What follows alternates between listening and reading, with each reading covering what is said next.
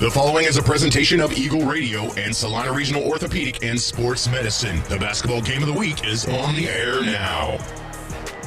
Tonight, one of the biggest rivalries in the state of Kansas and one of the oldest rivalries west of the Mississippi will collide as the Chapman Fighting Irish get set to defend their home floor against the Abilene Cowboys and Cowgirls. On the girls' side, this game represents an opportunity for both teams to set their feet before the new year begins, while on the boys' side, one squad will have a chance to maintain their dominance while the other looks to break the recent mold. Hello everybody, it's Tyler Henry with you courtside here at Chapman High School, and it's the final installment, 2023-wise, of our Game of the Week, brought to you tonight by Kirsten Ross, Realtor at RossHouses.com. When we return, we'll have a conversation with both head coaches on the girls' side, get you back out to Chapman just in time for starting lineups and the opening tip. It's the Salina Regional Orthopedic and Sports Medicine Game of the Week, and it's right here on the Salina Post Sports Network. The holiday season is here, and West Country Mart in Abilene is eager to help you with your holiday meal and party prep. From appetizer and snack trays to the entire meal, we have a wide selection of holiday items that is sure to make you the host with the most. West Country Mart is also stocked up and ready to serve you with a full-service butcher in our meat department with holiday hams, rib roasts, turkey, and more. West Country Mart in Abilene, open on Christmas Eve from 6 a.m. to 6 p.m. and closed on Christmas Day. We are your little holiday secret. The hours of drills, the pre-dawn workouts, the hundreds of laps. It takes hard work, passion, and drive to do what you love. When you're sidelined by injury, Salina Regional Sports Medicine is just as committed and works just as hard to get you back in the game.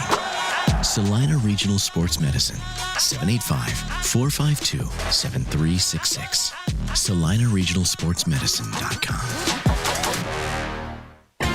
APAC Kansas Incorporated has been building the heartland from the ground up for over a century. From the supply of aggregate materials, hot mix asphalt, and concrete to the construction of roads and bridges, we do it all. You've seen our trucks, and now we want to hire you. APAC in Salina is growing, and we are hiring for all positions. From truck drivers to mechanics, general laborers, and construction, APAC has your next career. For more details, visit the job links page at salinapost.com. Great pay and benefits, APAC is an equal opportunity employer. Are you looking to buy or sell real estate? With 10 years of experience serving Northeast Kansas from Abilene to Wamego, leave it to a professional. Call Kirsten Ross, Realtor and owner with Homefront Real Estate Group. Buying a home, whether it be your first time or second time, is one of the biggest financial decisions you'll make in a lifetime. Therefore, finding the right agent to help you make the process easier is essential. Kirsten Ross is there for you and your family every step of the way. Visit RossHouses.com and go Irish. Back here on Countdown to Tip-Off, it's our Salina Regional Orthopedic and Sports Medicine Game of the Week. And we're joined now by Michael Wallmeyer, head coach of your Chapman girls basketball team. And Coach, first and foremost, thank you for taking the time and coming by the pregame show today. Thanks for having me. So before we get too far into it, I know I asked you something similar for a separate article a week ago, but if you take the 2023 portion of the season as a package deal, what overall would you say has been the best thing you've seen out of your team so far this year? Oh, I think we're still searching for that. We haven't put a complete game together, but for the most part, our defense has been there. We need to make it a little bit more solid and be able to hold some teams down. Because we're struggling to score the ball a little bit. So that needs to be a little bit better. But for the most part, I've been pretty happy with it. I know you kind of touched on a few of the points, but when you take a look here at, again, the final game of this year before we jump into a new year in 2024, what are some of the biggest steps or improvements you'd still like to see this team make maybe here in this final game? Well, I think we need to get over the hump offensively. We have not shot the ball particularly well. We've got, 3 girls that are capable of scoring in double figures, but it seems like, one will show up at night and we need to get us all firing on all cylinders. So I'd like to see that happen, and then, the others are definitely capable scorers as well. Alyssa Freeze has worked hard on that end of the floor. She's always been solid defensively, but she's working at bringing more offense to the floor. And Tanith as well. Tanith is a great rebounder for us, but, any buckets she can put in the hoop, helps us out offensively, and we would like to see that.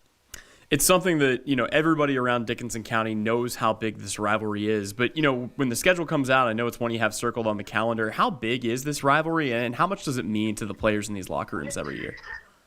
Oh, it's big, and it's something that we try to play up and have a lot of fun with. When I got here, I noticed how big of a rivalry it was, and so I purchased a little traveling trophy that we put between the two teams, and we set it out, and whoever wins gets to take it home with them for the time being. So that's just something that we want to have fun with, but it definitely is something that the records go out the window, and the stats don't mean a whole lot, because the girls are going to dig deep and play hard, and they're going to fight for everything.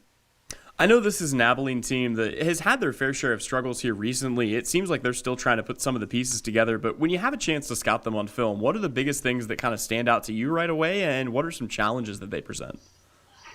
Well, Danifer's a solid basketball player, and she poses a lot of problems matchup-wise for us. We've got Kira Jones that can match up with her, but if we get ourselves into foul trouble, which has happened a time or two this year, we lose a lot of height, and she's going to have a field day with us. So Kira's got to do a good job of keeping herself on the floor and to give us that defensive presence inside. So and then they've got a good set of guards around her that can get her the ball and can score as well. So we don't want to let anybody have a good day and feel good about themselves, for sure. We got to defensively, we got to take away the 3-point line and make sure that we're there on the catch and all those fun things that we work on. I know that Clara Danifer certainly does pose, some interesting matchup problems. When you take a look at Abilene defensively, what would you say is kind of the strength of their unit there, and what will be the keys, not without giving away your game plan, but what will be the keys for your offense to get rolling in this game? Sure. Well, I think it's just mainly us getting into our sets and being strong with the basketball. Too many times we're settling for the first open look, and like I said, our shooting percentage is not real great. So I think if we trust the offense, work through the offense, and let the offense come to us, I think we'll be a lot better off. On the other side of things, what are some challenges that Abilene poses offensively, and what will be the keys for your defense, specifically with guarding a player like Danifer without fouling? Yeah, I think that's the biggest thing is to keep ourselves on the floor. We talk a lot about we want to be able to sub because we want to give somebody a break, not because we have to because of fouls, and so I think that's the biggest thing is just moving our feet, keeping our hands up, making sure that we're playing defense the right way. Well, Coach, I know we've talked a little offense, we've talked a little defense, but overall, when you have to boil it down into the top couple of points, what would you say are the biggest keys to the game? What does Chapman have to do to pick up a big win here on their home floor? Oh, I think it's just playing to our strengths, and it's still early in the season, so we're trying to find our identity, trying to everybody accept the role that's placed in front of them, and I think if we do that, we'll be just fine. Sounds good. Well, Coach, thank you as always for your time. Best of luck to your Irish tonight. Thank you. All right. Once again, that was Michael Wallmeyer, head coach of your Chapman girls basketball team. We'll step away, but when we come back, countdown to tip-off rolls on. It's here on the Salina Regional Orthopedic and Sports Medicine Game of the Week, and it's coming up next. Experience a stress-free grocery shopping environment at AC Westside Market in Abilene. Owners Chris and Amanda West invite you to see the latest changes and updates with more on the way. AC Market is open for you on Christmas Eve and closed on Christmas Day. Here's to you this holiday season from AC West Market in Abilene.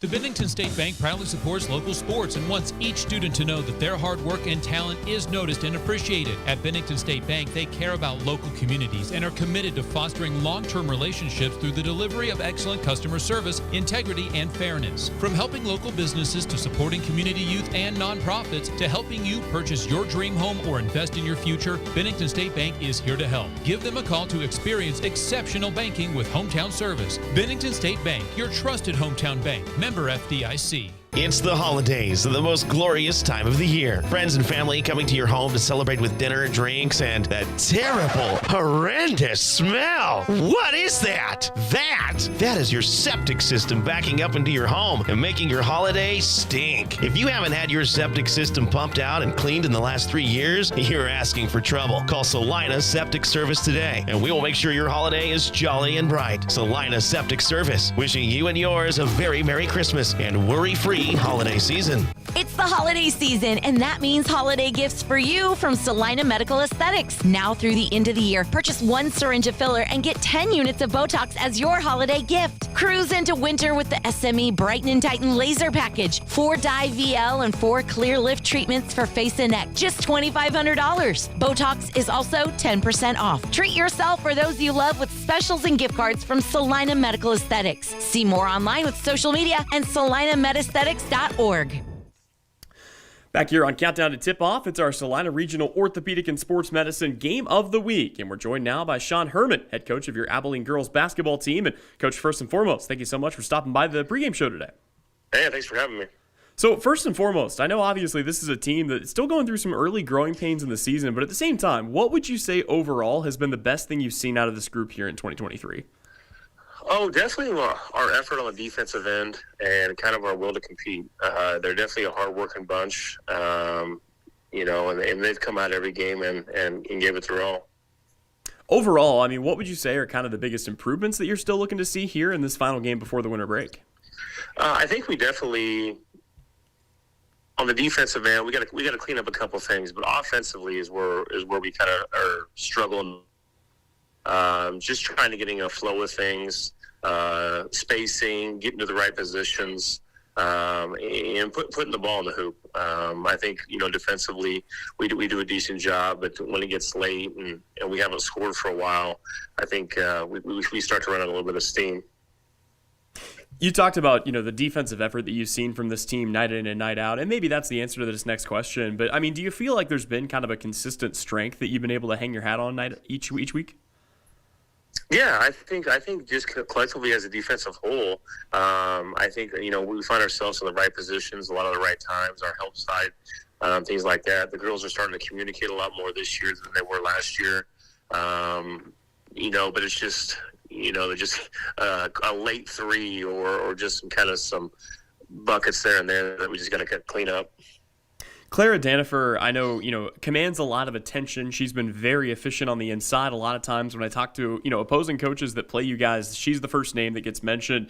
Outside of her, where have you seen some players kind of step up, and who's kind of impressed you here early in the year? Honestly, Callie Powell, our other post player, has really stepped up huge this year for us. And then Hannah Walter has played some really good minutes. I think she just had 16 this last game, really putting the ball in the hoop for us.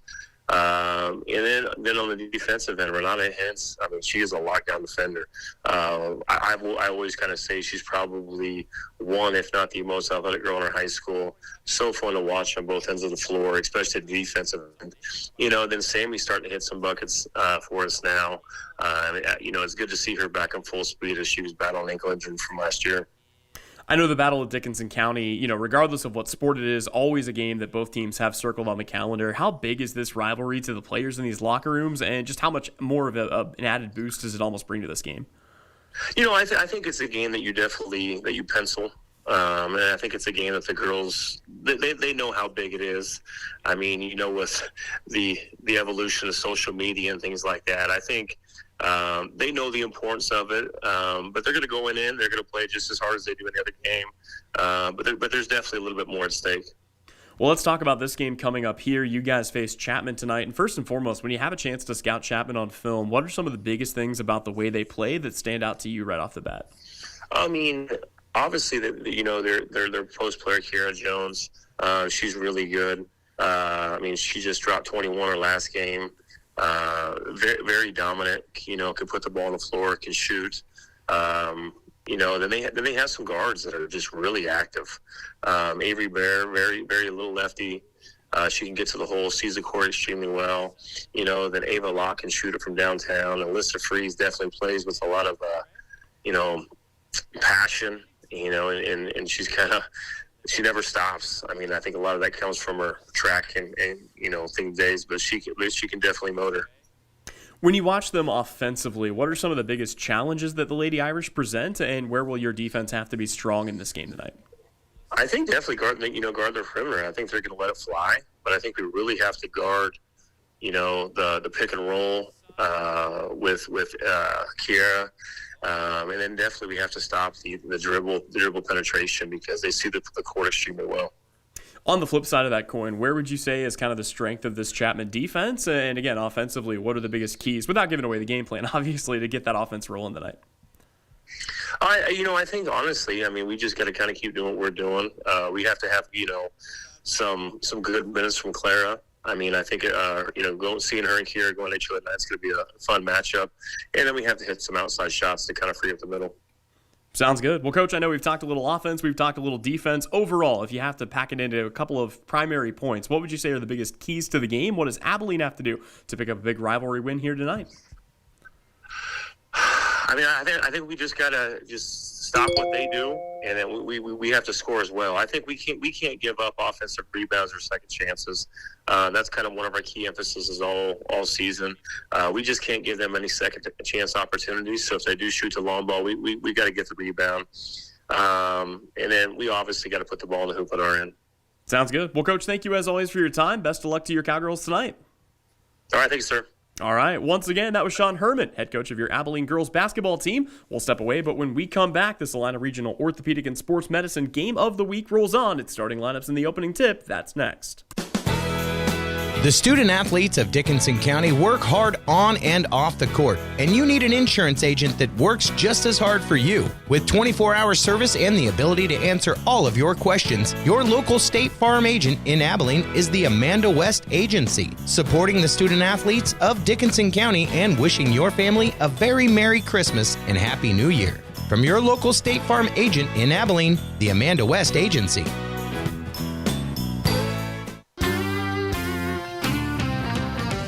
The Jeep Black Friday sales event is your chance to save big all month long. Hi, this is Dane at Marshall Motors in Salina. Take 10% off MSRP on the 23 Grand Cherokee. That's $9,500 off. If it's a Jeep Gladiator you've been looking at, now you can get up to $14,000 off a new Jeep Gladiator Sport.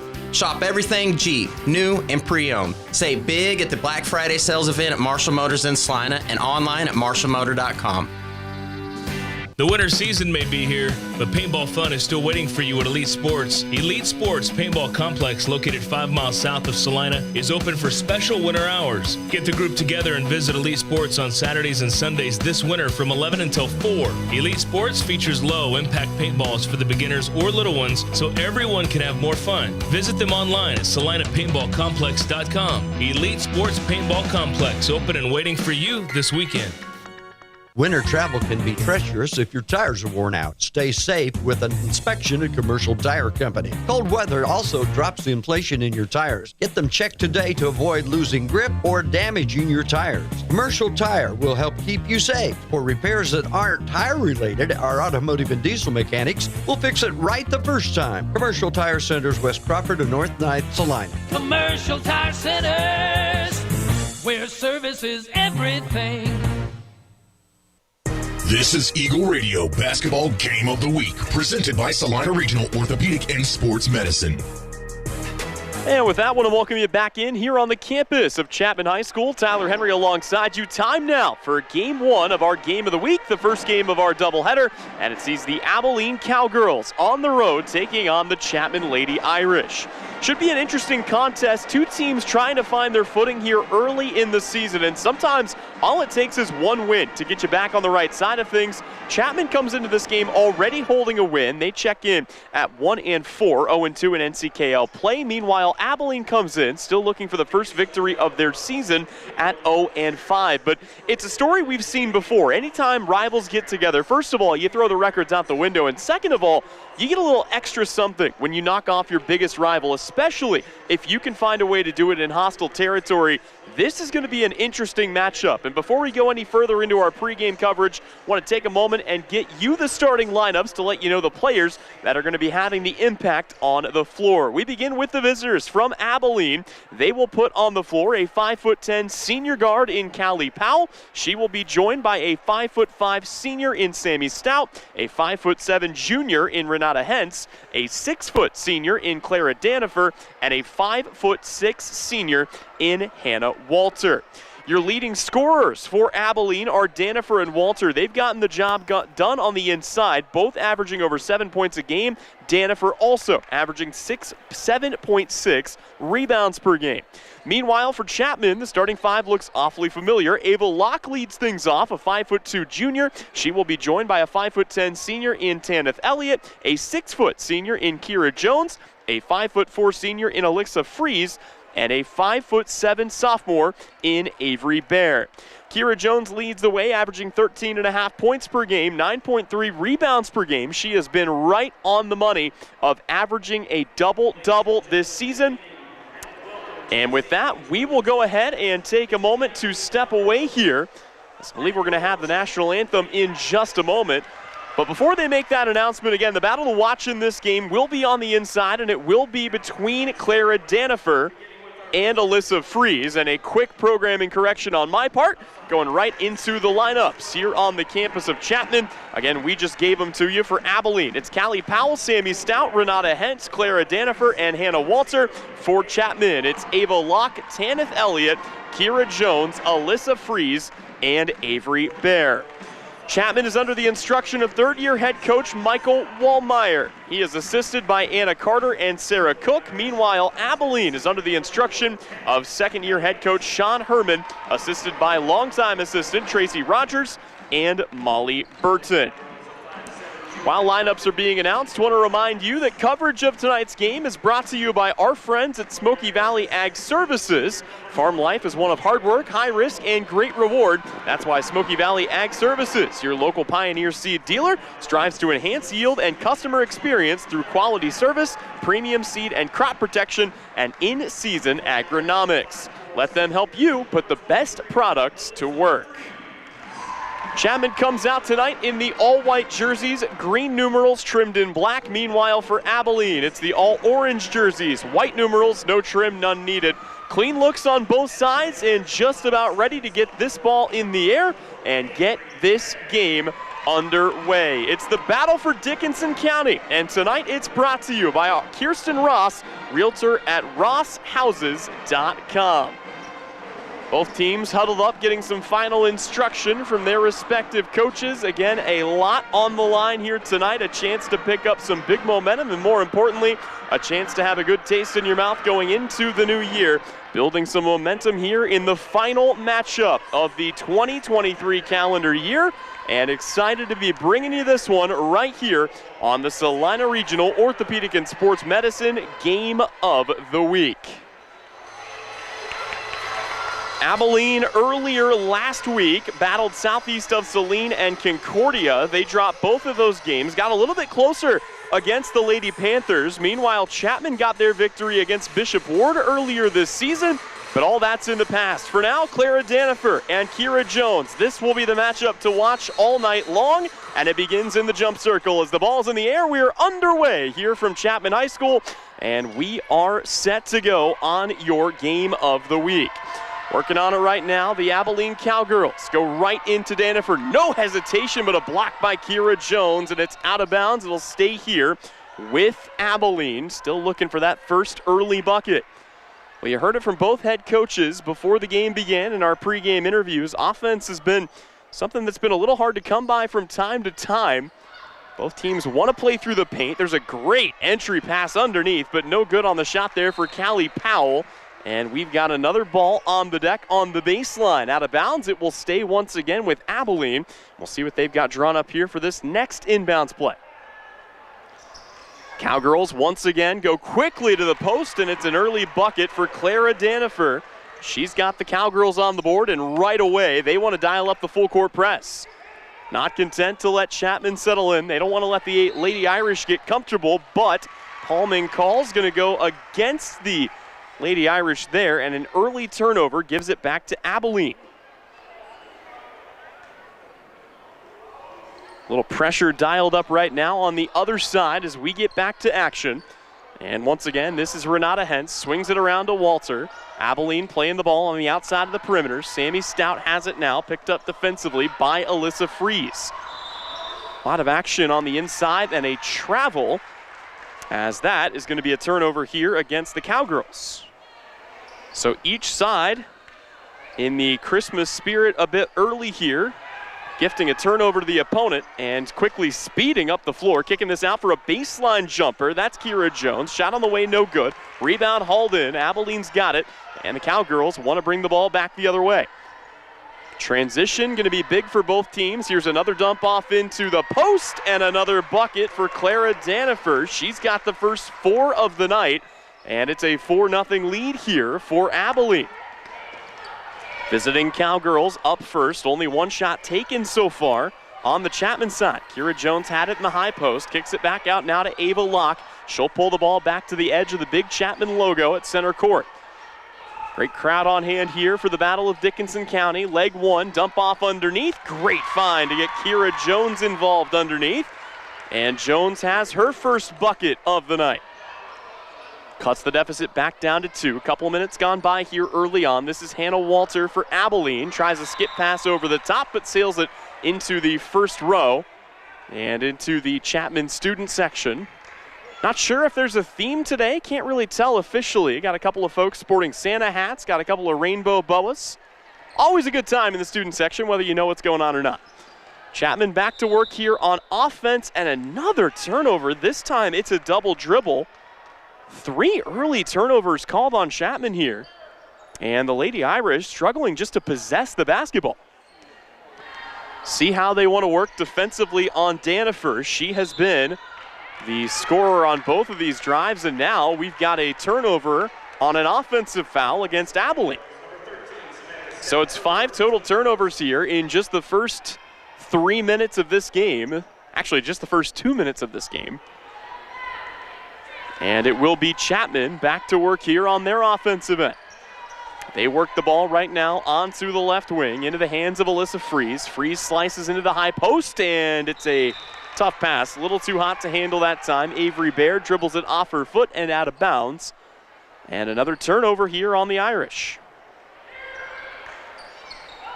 Abilene gets the ball into Danifer here. And they want to continue pushing it ahead with Hentz trying to lay it off underneath. It's slapped out of bounds. Avery Baird in there defensively, jumping the route and knocking that ball harmlessly to the baseline.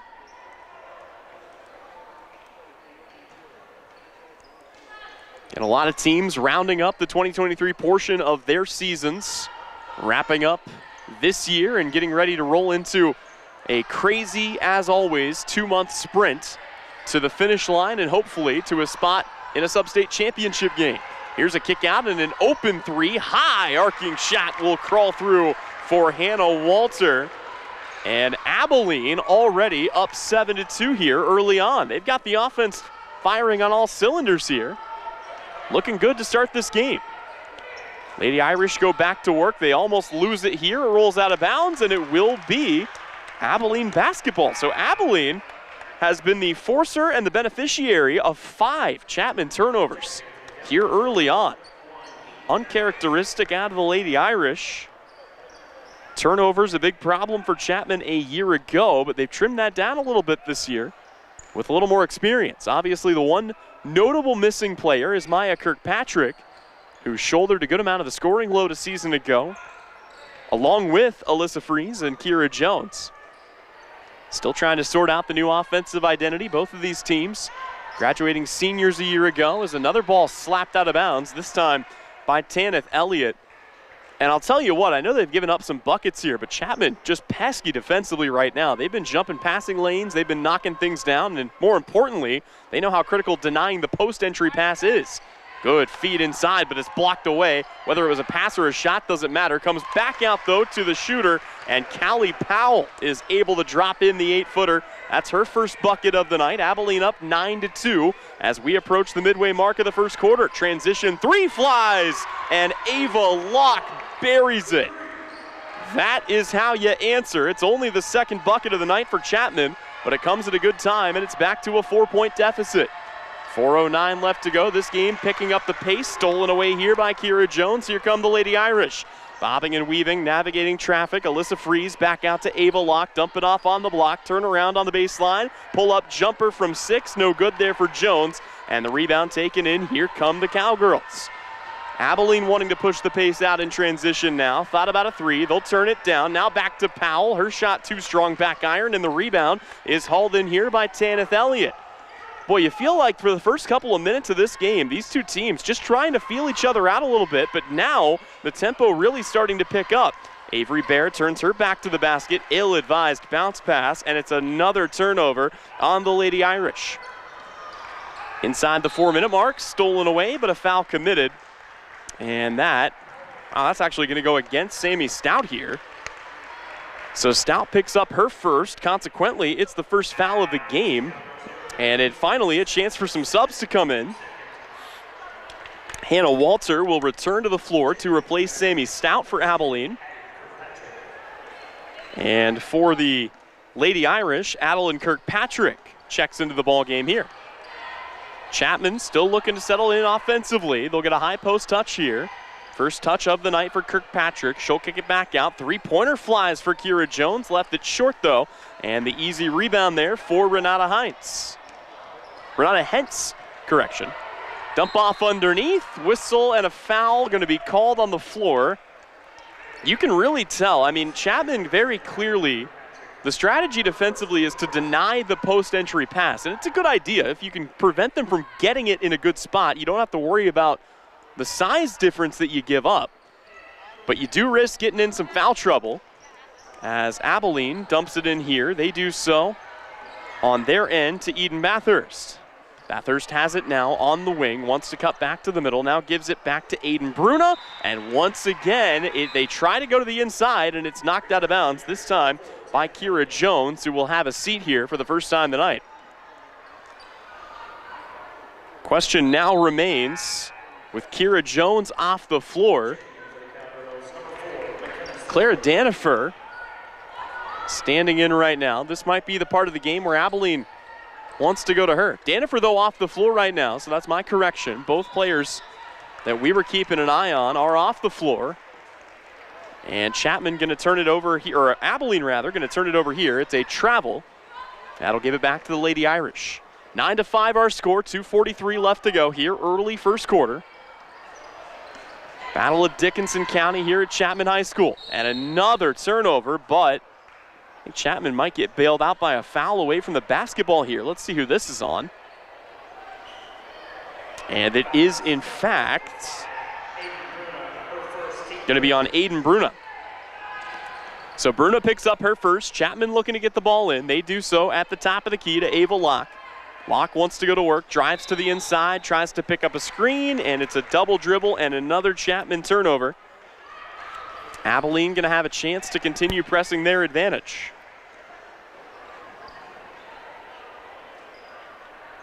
This is a series that, as of late, Chapman has been the more dominant team.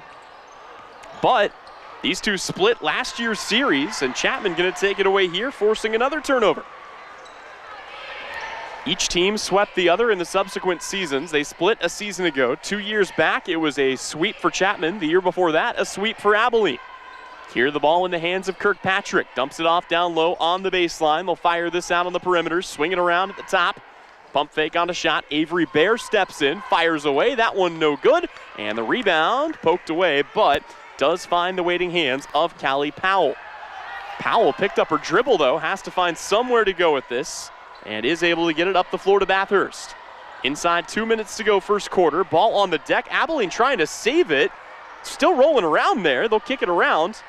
Boy, that almost ends up in a jump ball, and instead it's going to be a travel and the fifth Abilene turnover of the day.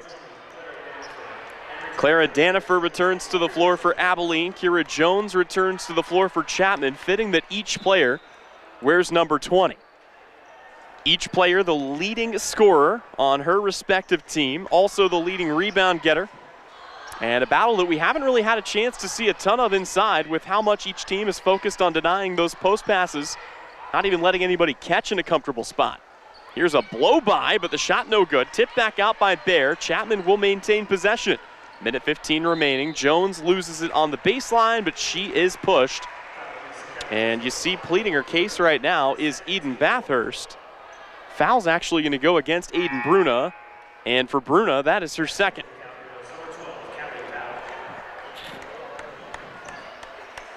So Bruna will have a seat with those 2 fouls. Abilene back on the defensive here. Chapman looking to get this in. And do so to Jones, who shuffles her feet and travels with the basketball.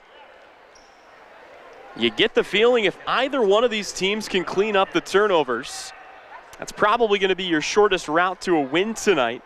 Already 8 turnovers on the Lady Irish, 5 turnovers on the Cowgirls. Abilene walks the ball up the floor, tight double team, almost taken away, and a jump ball will point in the direction of the homestanding Lady Irish as Chapman takes over after forcing yet another turnover here. Just good defense on that one, though. And once again, it'll be the sophomore Avery Bear who walks the ball up the floor for the Lady Irish. Scoring has come to a standstill after a quick start and will continue as Kira Jones takes a backdoor cut. Her shot a little too strong, and here come the Cowgirls, but they turn it over again. Goodness gracious. Chapman back up the floor, a handoff, a free throw line jumper from Bear is no good, but the stick back for Kira Jones is, and it's a 9-7 game inside the final 30 seconds of the opening quarter. Danifer finally gets another touch here. They'll swing this back on the outside. This is McKenna Stover. Stover looking to pick up a screen, almost lost it. Danifer, fortunately, is there to find it. Time down now to 15 seconds. Back on the outside. This is Hentz, has it poked away, but a foul committed. They're going to catch Kira Jones with a reach in here, I would imagine. And yep, that will in fact be the first foul tonight on Kira Jones. 12.8 seconds, Abilene needing to get a shot up here. Likely going to put the car in neutral and look to take the final shot of the quarter. They get it out to Danifer on the right wing. Now back at the top, time down to 5, down to 4. Got to get something up, down to 3. This is Stover, down to 1, and Abilene will not get a shot. So that brings us to the end of the first quarter. The Cowgirls lead, but only by 1. 9-7 our score. Back with more when we return. It's the Salina Regional Orthopedic and Sports Medicine Game of the Week. The holiday season is here, and West Country Mart in Abilene is eager to help you with your holiday meal and party prep. From appetizer and snack trays to the entire meal, we have a wide selection of holiday items that is sure to make you the host with the most. West Country Mart is also stocked up and ready to serve you with a full-service butcher in our meat department with holiday hams, rib roasts, turkey, and more. West Country Mart in Abilene, open on Christmas Eve from 6 a.m. to 6 p.m. and closed on Christmas Day. We are your little holiday secret. The hours of drills, the pre-dawn workouts, the hundreds of laps. It takes hard work, passion, and drive to do what you love. When you're sidelined by injury, Salina Regional Sports Medicine is just as committed and works just as hard to get you back in the game. Salina Regional Sports Medicine, 785-452-7366. SalinaRegionalSportsMedicine.com. This is Eagle Radio Basketball Game of the Week, presented by Salina Regional Orthopedic and Sports Medicine. Back here on the campus of Chapman High School, Tyler Henry alongside you, and the second quarter underway. A 9-7 lead, 2-point advantage right now for the visiting Abilene Cowgirls, looking to take the first leg of this rivalry series, and off to a good start, but again, turnovers have kind of been the theme here for both teams. Here's a beautiful cut underneath, and a reverse lay-in will go for Hannah Walter. She leads the way with 5 points. Leader among all scorers, as again, both of these teams got on a little run there. There was a quick back and forth as this is poked out of bounds. But since then, the offenses have slowed to a halt. And again, turnovers have had a lot to do with it. 8 for Chapman, 7 for Abilene so far. Chapman back on the basketball here, back to work in the first minute of quarter number 2. Again, they trail it with the basketball. Avery Bear will fire away from deep. It's an air ball miss, and the rebound comes down to Hannah Walter. Walter pushing the ball up the floor here. Abilene's been at their best when they've been able to go quick. It's going to be poked out of bounds. Kira Jones, even when she's not in the paint, denying access to the paint. And really, Clara Danifer's only caught the ball underneath twice tonight. Aside from that, Chapman's done an excellent job at the very least of denying her access inside. Here's a quick ball in. They'll kick this back out to the inbounder. Flat three-pointer flies. Rebound is going to be tipped out of bounds. Last touch by Kira Jones. And it will be Abilene conceding to Chapman here. Another chance for the Lady Irish to cut this down, and a little shoe maintenance being done on the baseline here. Gives us a moment to remind you that coverage of tonight's game is brought to you by Don's Tire and Supply in Abilene. Tires for your car, truck, semi, and ag. See current specials and promotions at donstire.net. Blown tire on the baseline has been fixed. Shoelaces have been tied, and we're back to basketball action here. 1 minute gone by here in the second quarter. 11-7 our score. Abilene in the driver's seat, but only by 4. Another turnover? No, it's going to be last touched here by Abilene as it was off the foot of Renetta Hentz. So another baseline inbound here for Chapman. This has been a strength for Abilene. This ball somehow comes into Kira Jones, and Jones converts. I have no idea how they got that ball to Jones, but the result is all that matters, and the result is 2 more points on the board for Chapman. Lady Irish back within 2. Pump fake on a 3 here for Hentz. They will swing this around. Back to Bathurst once again, top of the key. And a blocking foul, and tell you what, if this turns into a war of attrition, as that's going to be the second foul of the night on Kira Jones. If this turns into a war of attrition, you got to think it does favor Abilene. Their rotation is a lot deeper. Really only see Chapman go 9 deep, as now we've got an offensive foul called before the inbound even comes in, and who's this on? They are going to get Callie Powell with that one, and so another turnover gives it back to Chapman. Gamble on a steal could very well lead to a transition bucket. There's the 3 off the window, no good, and the miss by Ava Locke pulled in here by Hannah Walter. And another offensive foul going to be called on Abilene here. It's going to be called on Hannah Walter. For Walter, it's just her first. But that's starting to become an issue here. You see Coach Herman pleading his case with one of the officials right now. But the result is the same. It remains a 1-possession game, and it remains Chapman basketball. Lady Irish have it on the outside. This is Avery Bear looking to dump it off underneath. Now on the baseline, they will fire this back out at the top. This is Ava Locke navigating through traffic, bobbing, weaving, and ultimately getting hacked on her way to the basket. She will go to the line to shoot 2.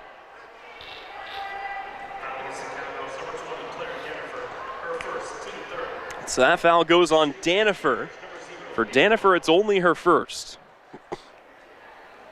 And Ava Locke converts at the stripe. Her first free throw is up and good. McKenna Stover returns to the floor. She'll replace Hannah Walter. Second free throw for Locke is good, and the 71% free throw shooter on the season gets them both.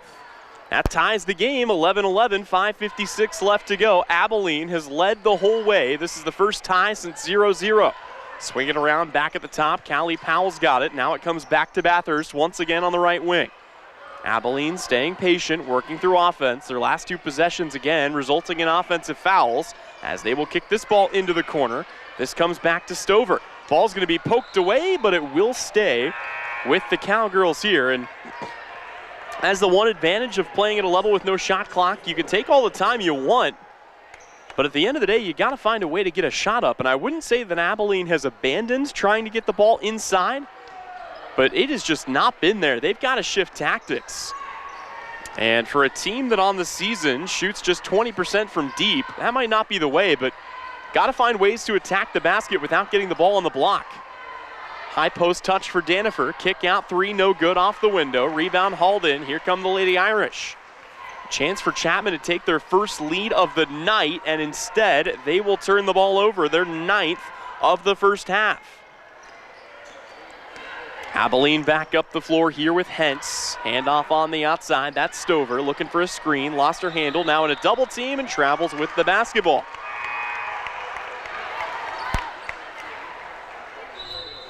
Pretty clear travel that time as a couple of subs will come in for Abilene. And this is what I'm talking about when I say war of attrition. Abilene cycling in fresh legs left and right. Chapman, again, sticking for the most part with a rotation of realistically somewhere between 6 and 9 players. There are not a lot of other players on this team that see big minutes. Chapman kicks this back on the outside. That's Adeline Kirkpatrick. Swing pass now to Alyssa Freeze. Freeze wants to go baseline, and she will be fouled. Boy, a big grin on her face. Knew that one almost went through. And we'll go to the line to shoot a pair here. Very small sample size of free throws for Alyssa Freeze, one of the 2 3-year starters on this team in her senior year. And the first free throw misses again. Another chance, though, for Freeze to put her Lady Irish on top for the first time tonight. And does so with the made free throw. With that free throw, Alyssa Freeze becomes the 3rd scorer tonight for the Lady Irish. Both teams have had 3 players in the scoring column. And like I said before, for the first time tonight, it is a lead for the Lady Irish, 12-11 as we work our way towards halftime. 4:35 left to go. Abilene back on the basketball, looking to reclaim the lead. Instead, we'll turn it over. Ava Locke there for the steal. 10 turnovers tonight on Abilene. And here comes Locke across the timeline. Wants to go for the floater. Boy, a lot of contact there, no whistle. Abilene out on the run, but it's a 1-on-5. And wow, they're going to try to push it anyway. Now a trap in the corner. And it's kicked back out to Hentz. Abilene will take a moment and reset. Chapman defensively, though, swarming on the outside. Now they get it off on the left block. Kick it back out instead. Looking to get that to Danifer. It's going to be waved off, though, and we've got a foul on the floor. Boy, I thought for sure that we were going to see Renata Hentz go ahead and take the shot underneath, but instead look to get it off to Danifer instead. And now a sub will be made as Aiden Bruna comes off the floor. And Eden Bathurst comes back on it. Abilene again with the basketball, down by 1, out to the top and into the hands here of Kaylee Crane. And another foul. Boy, foul's really starting to rack up here. It's going to be the first on Tanith Elliott. And both teams, you just wonder how many players are going to be left in this game when all said and done if this keeps up. Trying to get this in at the top, losing the basketball. Now Chapman up the floor with numbers. A pump fake on the pass and taking it herself. It's Avery Bear. That was crafty. And Chapman extends their lead. It's a 3-point advantage for the Lady Irish. Timeout Abilene. Sean Herman wants to talk it over. His Cowgirls now trail. It's a 30-second timeout. We'll keep it right here and take this moment to remind you that coverage of tonight's game is brought to you by Day Excavating and Concrete. They provide foundation repair work, dirt work, and anything concrete, including new concrete projects and foundation repair. They also have rollaway dumpsters for big projects and sewer pumping and maintenance. Day Excavating and Concrete, there for you when you need them. Here it's a 14-11 lead for the Chapman Lady Irish, and it was not a good start. I don't think anybody in this building would tell you otherwise for Chapman. Too many early turnovers, still probably more turnovers than what Coach Wallmeyer would like, but they have really tightened the screws defensively, and I have been impressed with their ability to deny the entry pass. They have not let Clara Danifer get going. She had a couple of early buckets. Since then, she has been silenced. Just one made three-pointer in this game for each side. Ava Locke with Chapman's. Meanwhile, Hannah Walter with Abilene's. Ball comes back out. That swarming defense still going to work here for Chapman. That defensive intensity is something they feel they can hang their hat on. Another trap in the corner here, working baseline. Ball's going to be knocked out of bounds. Again, active hands there for Kira Jones. And just denying Abilene and making them uncomfortable, forcing them, maybe daring them even, to start shooting more shots from deep. Abilene gets the ball in here to Sammy Stout, dumps it off underneath, whistle and a foul, and free throws coming for Callie Powell. Going to be the first foul on Ava Locke, but keep an eye on this. It's the 4th team foul for Chapman. So the next foul for either team. And we're looking at bonus free throws the rest of the way here in the second quarter, as Powell's first free throw clanks out no good.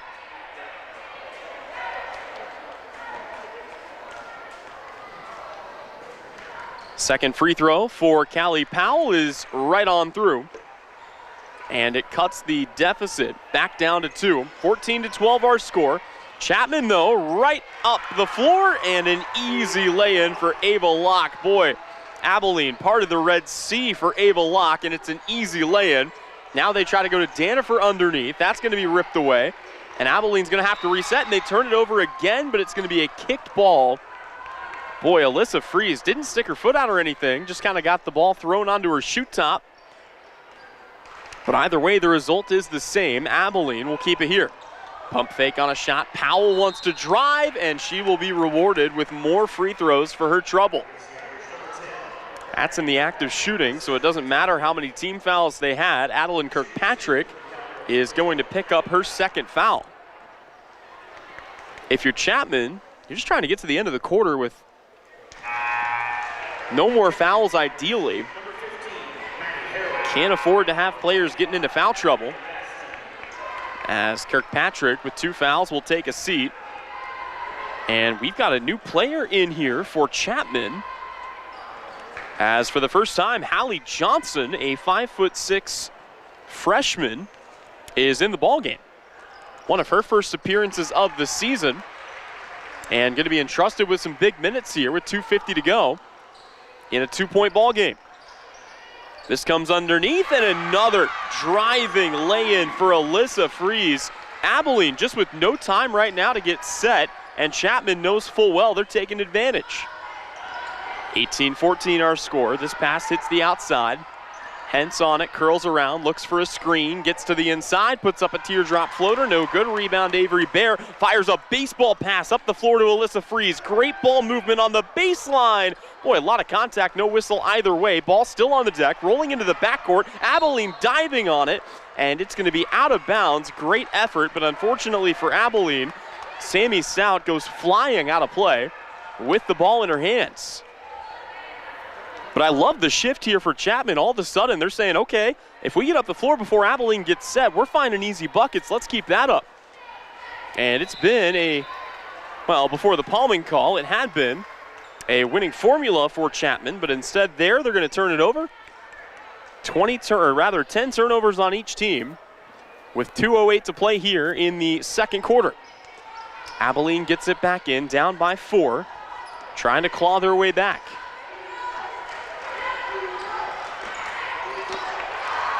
And instead, it's going to be taken away here. Chapman back up the floor. Avery Bear once again, speeding to the inside. Shut down, now wants to drive baseline and steps on said baseline to give it back to the Cowgirls.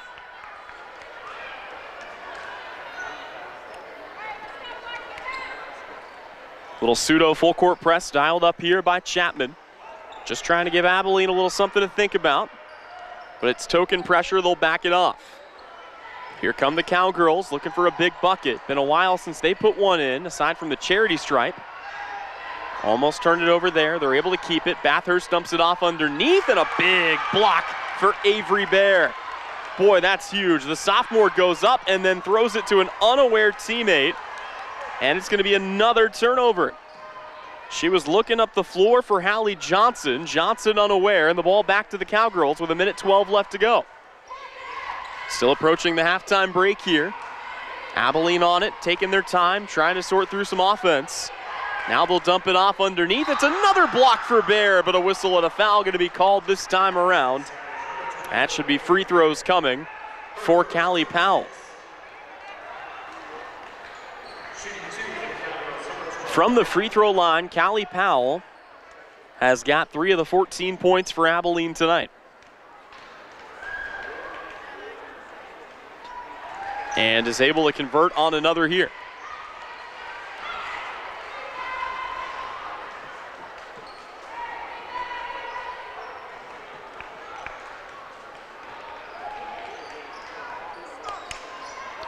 Almost gets another. Shot no good. Rebound. Stick back no good, but the third chance will fall as Clara Danifer finally has her third bucket of the night. And don't look now, Abilene back within one, and another palming call. And it's on Ava Locke. That is the third time it's been called on Locke, and you wonder if it's something that officials are looking for. She seems to be the primary recipient of that call. Not saying it's right, not saying it's wrong, just the observation made. But either way, we're inside the final minute, and Abilene will throw this in. Chance for the Cowgirls after slipping for a moment to get themselves back ahead here. Any made bucket would do it, but they've been making most of their hay through Callie Powell at the free throw line. Here's a kickoff in the corner. Sammy Stout takes a pump fake, now snaps on a crossover. 30 seconds left to go. Back out to Powell on the wing. Cross-court pass finds Hentz. Now back into the corner again.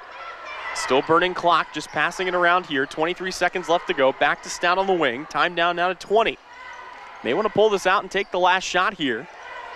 I think Abilene wants the last shot if they can get it, unless they find something wide open. They've got it on the outside again with Bathurst. Now a cross-court pass finds Hentz, and Hentz puts it on the baseline. They're going to give it up, and the Lady Irish will have a chance. I'll bring two players off, two players on, get a little more firepower on the floor. Whatever they're going to do, it has to be fast.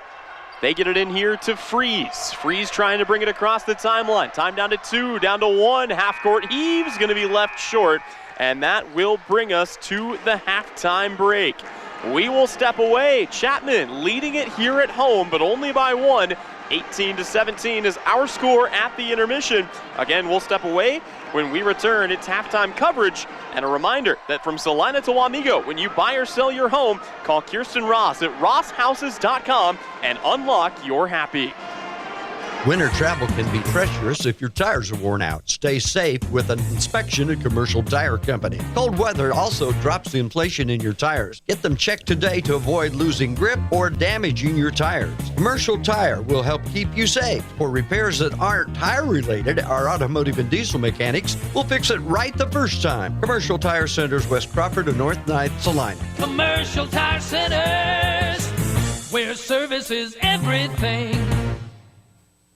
It's the holiday season, and that means holiday gifts for you from Salina Medical Aesthetics. Now through the end of the year, purchase 1 syringe of filler and get 10 units of Botox as your holiday gift. Cruise into winter with the SME Brighten and Tighten Laser Package. 4 dye VL and 4 clear lift treatments for face and neck. Just $2,500. Botox is also 10% off. Treat yourself or those you love with specials and gift cards from Salina Medical Aesthetics. See more online with social media and salinamedesthetics.org. It's the holidays, the most glorious time of the year. Friends and family coming to your home to celebrate with dinner, drinks, and that terrible, horrendous smell. What is that? That is your septic system backing up into your home and making your holiday stink. If you haven't had your septic system pumped out and cleaned in the last 3 years, you're asking for trouble. Call Salina Septic Service today, and we will make sure your holiday is jolly and bright. Salina Septic Service, wishing you and yours a very Merry Christmas and worry-free holiday season. The Jeep Black Friday sales event is your chance to save big all month long. Hi, this is Dane at Marshall Motors in Salina. Take 10% off MSRP on the 23 Grand Cherokee. That's $9,500 off. If it's a Jeep Gladiator you've been looking at, now you can get up to $14,000 off a new Jeep Gladiator Sport. Shop everything Jeep, new and pre-owned. Save big at the Black Friday sales event at Marshall Motors in Salina and online at marshallmotor.com. This is Eagle Radio Basketball Game of the Week, presented by Salina Regional Orthopedic and Sports Medicine. And welcome back in here on the campus of Chapman High School. A little chicken dance action going on here at halftime. Again, it's an 18-17 lead for Chapman on the girls' side. And be sure to stay tuned. After the conclusion of this game, we'll have coverage of the boys' game, which sees the newly 7th-ranked Abilene Cowboys taking on the red-hot Chapman Fighting Irish. Got a couple of good ones for you here on our Salina Regional Orthopedic and Sports Medicine Game of the Week. Time now for us to take a look at some halftime stats presented, as always, by our friends over at Marshall Motors. And let's get into individual scoring. Chapman again ahead here by 1. They've gotten 7 of their points from Ava Locke, 6 tonight from Kira Jones, 3 from Alyssa Freeze, and 2 from Avery Bear. Meanwhile, only 3 players involved in the scoring for Abilene, 6 points from both Clara Danifer and Callie Powell, and 5 points for Hannah Walter. The big team stat that I want to point out here, again, if either team can find a way not to completely eliminate these, because these things happen, but at the same time, you find a way to cut this number in half going into the second half, one of these teams could run away with this, because right now Chapman has got 12 turnovers in the first half, and Abilene has got 10. So both teams pushing double digits, averaging more than 5 a quarter.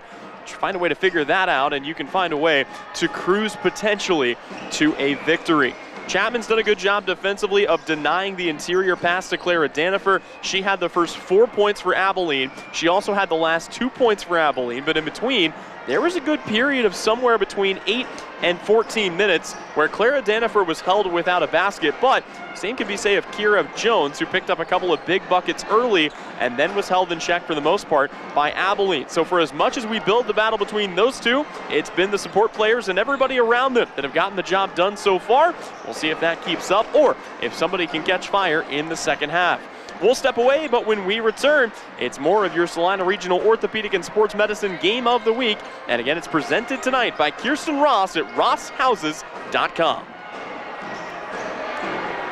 Experience a stress-free grocery shopping environment at AC Westside Market in Abilene. Owners Chris and Amanda West invite you to see the latest changes and updates with more on the way. AC Market is open for you on Christmas Eve and closed on Christmas Day. Here's to you this holiday season from AC West Market in Abilene.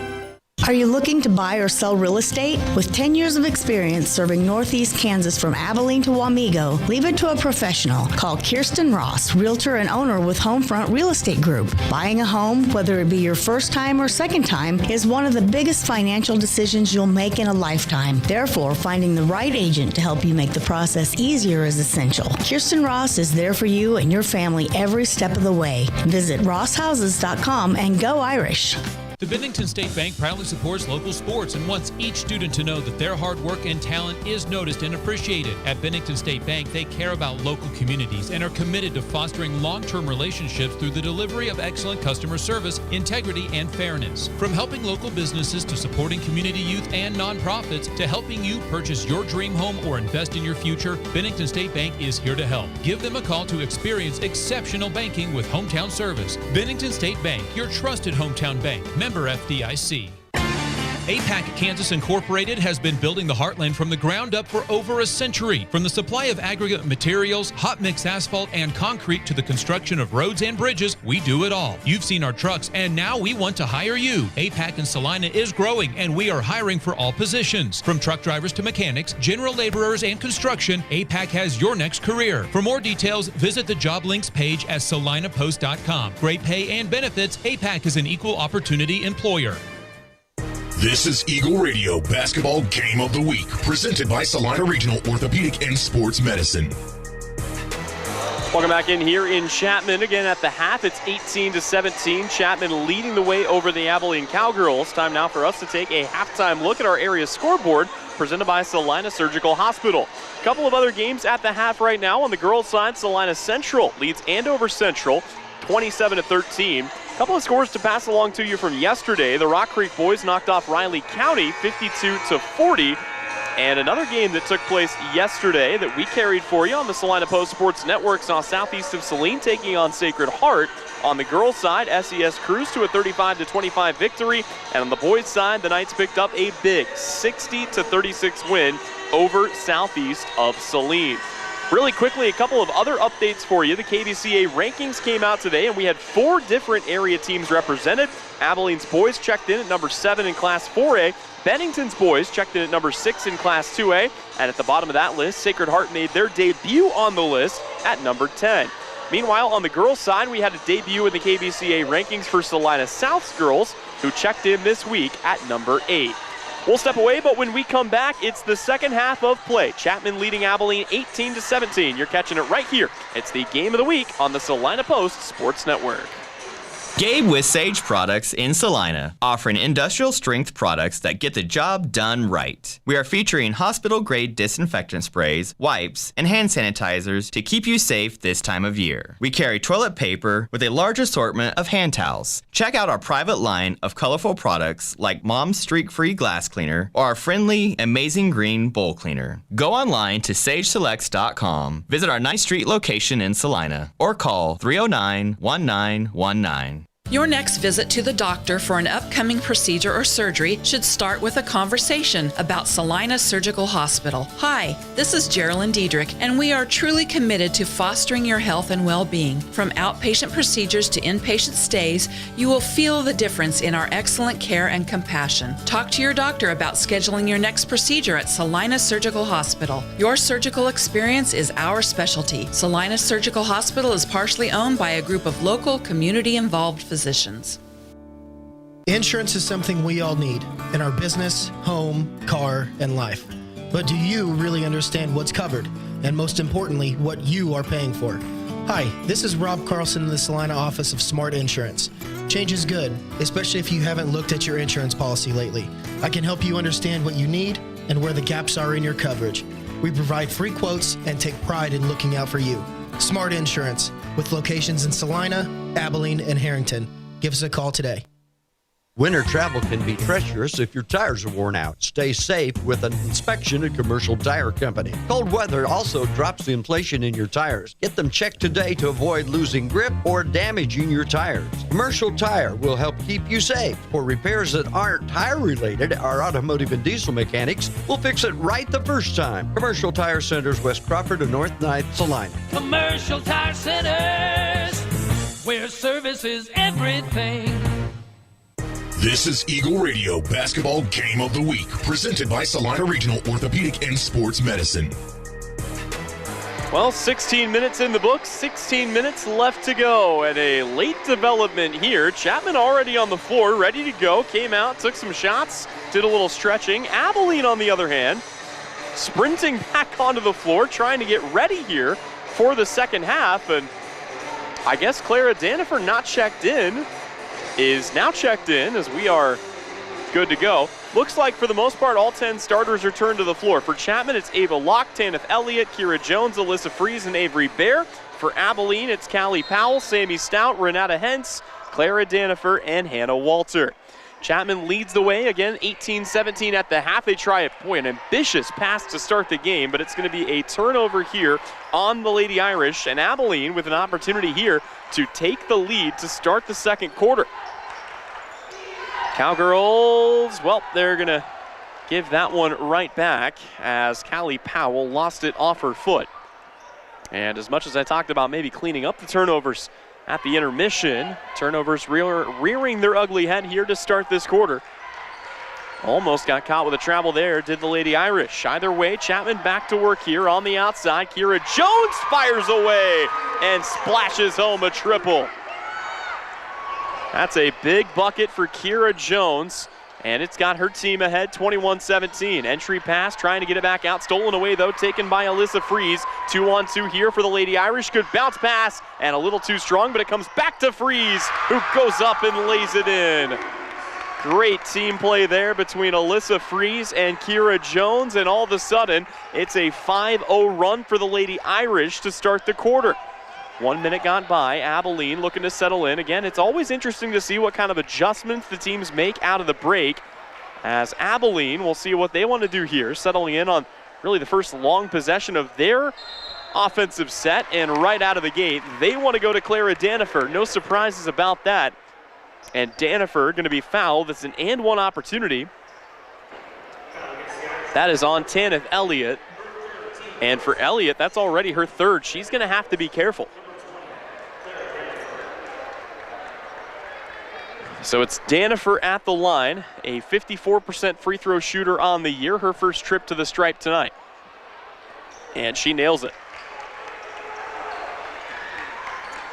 Danifer knocks down the free throw. We're back to a three-point ball game, 23-20. Chapman with the lead and the basketball. They've got it with Fries on the outside, wants to go baseline, now has it poked away. Good pesky defense there for Sammy Stout. Again, Stout, a 5'5" senior.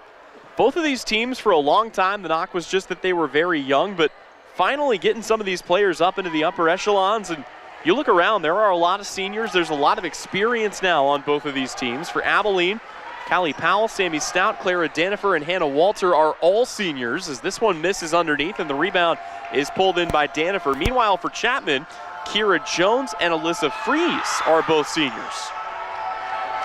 6:09 to play second quarter. Firing away from range, missed there by Danifer, but an offensive rebound. Boy, Danifer was getting back on defense. Her team kept the ball, and it's going to be traveled by Renata Hentz.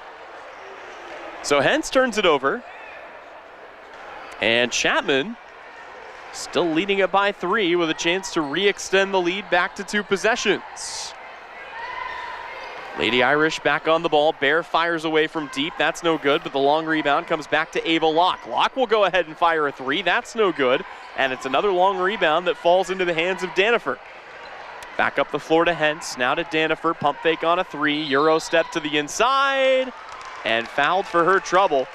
And I think that may be the biggest adjustment you see out of Coach Sean Herman, trying to get Clara Danifer to attack the basket from the outside in and just get to the line.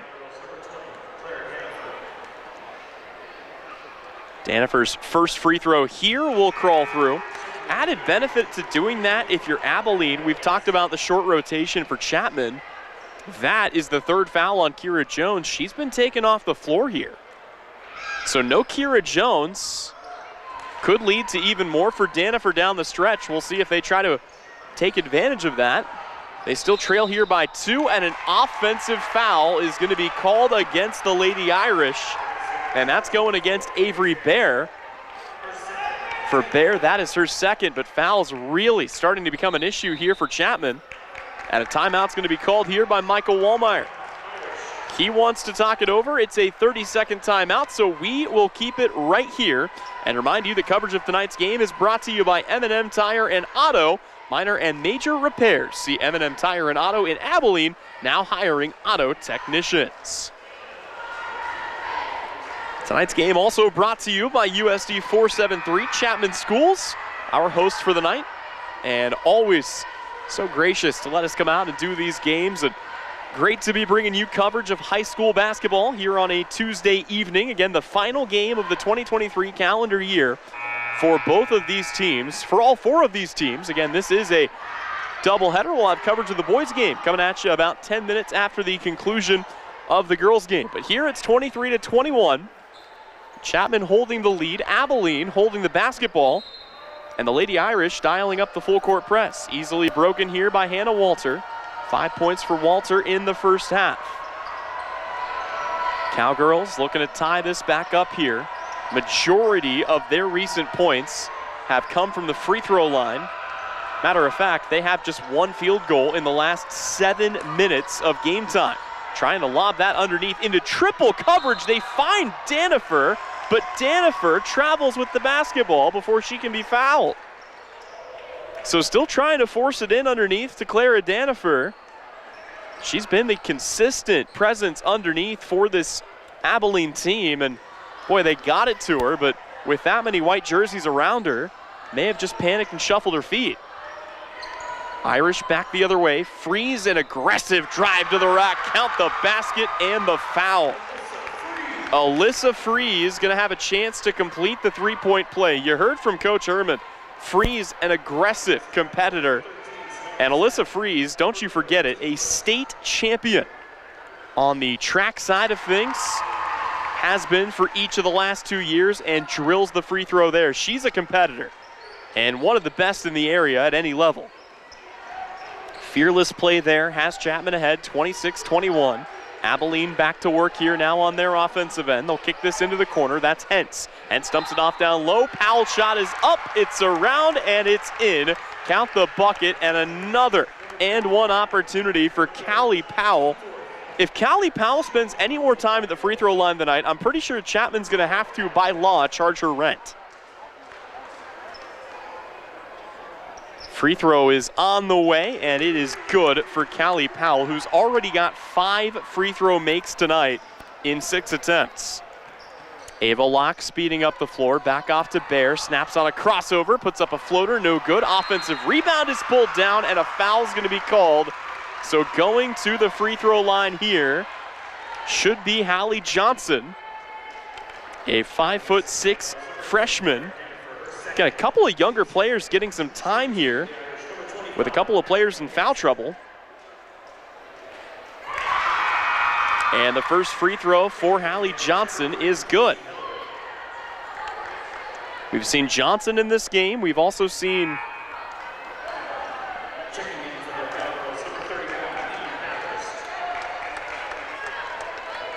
actually, quick correction, Madeline.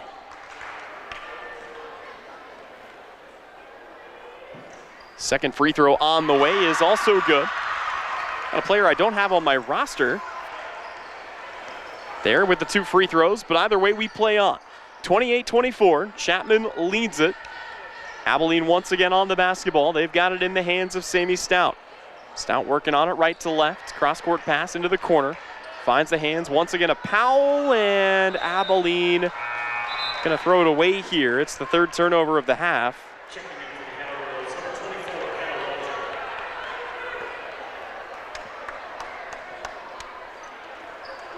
So a 4-point lead for the Lady Irish. Trying not to lose it underneath. Comes back down. Bears shot on the way, no good. Rebound hauled in by Hannah Walter. And it's Abilene now out on the run. Transition 3 on the way. Air ball miss, and the rebound hauled in once again by the Lady Irish. Chapman back to work here. Hand it off back to Locke. Again on the exterior. Locke wants to drive all the way herself, and she will be fouled. And now you got both teams starting to really aggressively attack the basket. And that's been a great thing.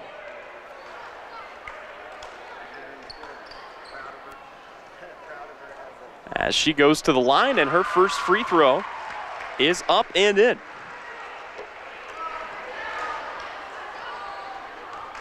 Ava Locke's first point of the second half, and she will, almost collects another. Abigail Gaston is the other player on the floor, sporting 25. As Abilene dumps this off. Once again on the interior, turnaround jumper on the way, no good, and it's Gaston who pulls in the rebound.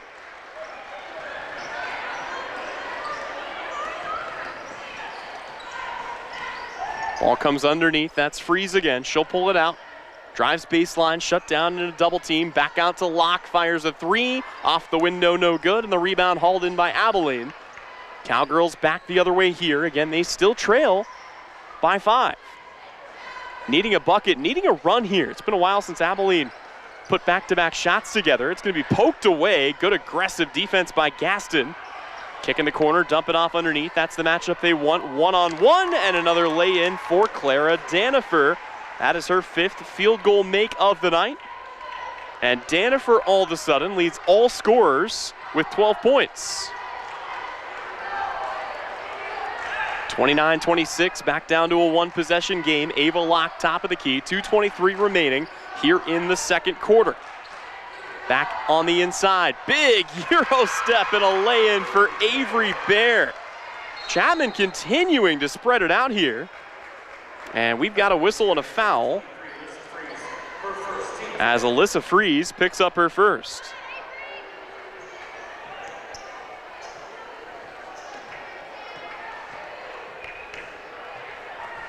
Unbelievably, that is already the 5th Chapman foul of the quarter. So we are at the line the rest of the way, for the Cowgirls anyway. 3 team fouls on Abilene. 2 more, and Chapman's in the same boat. Sammy Stout's first free throw on the way, no good. Abilene as a team, 46% from the line this season, and a welcome sight for the Lady Irish as Danifer finally comes over and has a seat. Stout's second free throw. Boy, missed that one too, and the rebound hauled in by Avery Bear. 31-26, 2:08 left to go, third quarter. Chapman working on their biggest lead of the night. Remember, Abilene got out on the big run to start the game. They took the early lead. Chapman didn't get their first lead until the second quarter. Here they have it with Ava Locke on the wing. Minute 51 left to go. Directing traffic right now, works her way from one side to the other, puts on another crossover, and looks like it's going to be another turnover here. Clara Danifer returns to the game. Boy, got maybe half a sip of water before her services were called upon again.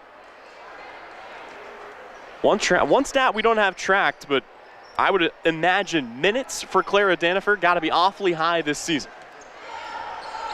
So another chance here for Abilene to try to trim down this lead. And we have got a whistle.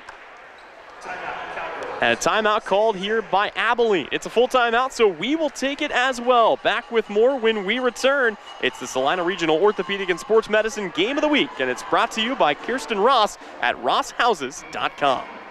Are you looking to buy or sell real estate? With 10 years of experience serving Northeast Kansas from Abilene to Wamego, leave it to a professional. Call Kirsten Ross, realtor and owner with Homefront Real Estate Group. Buying a home, whether it be your first time or second time, is one of the biggest financial decisions you'll make in a lifetime. Therefore, finding the right agent to help you make the process easier is essential. Kirsten Ross is there for you and your family every step of the way. Visit rosshouses.com and go Irish. Back here at Chapman, a minute 35 remaining in the third quarter, and a 31-26 lead for the homestanding Lady Irish of Chapman. Again, this has been a fun rivalry, and it's been about as even as it can be for the last 3 years. Last season, these two split their games. The year before, Chapman won both, and the year before that, Abilene was able to complete the sweep. So the first leg matters, and you got to find a way to defend your home floor. That's rule number one in any rivalry series. Chapman doing a good job of that here, and more importantly, denying anything that's not from the free throw line. I know I gave the stat earlier. It's just something that we're tracking, so unofficially, but Abilene's got just one field goal make in about the last 8 to 10 minutes of game clock time. Most of their production has come from the free throw line. They almost lose it here. Ball's still going to be wrestled for, and a foul's going to be called. That's going on Alyssa Freeze. And for Freeze, that is just her second. But it is the team's sixth. And more free throws coming, this time for Hannah Walter. Tell you what, though, you can get your points from anywhere. The problem is Abilene has been struggling to convert at the line, as they are now 0 for their last 3 from the charity stripe. Alyssa Freeze trying to sneak back into the backcourt. Sean Herman having none of it. And the second free throw does connect for Hannah Walter. She has 6 points tonight. 31-27, back to a 4-point game. 1:23 left to go. Ball in the hands of Ava Locke. She'll cross the timeline, slice her way back out to the top. Pump fake on a 3 for Alyssa Freeze, who has it now. Freeze wants to split the double team. Goes all the way herself, misses her shot. Awkward return shot, no good. And the rebound hauled in by Danifer, who will bring it back up the floor here for Abilene.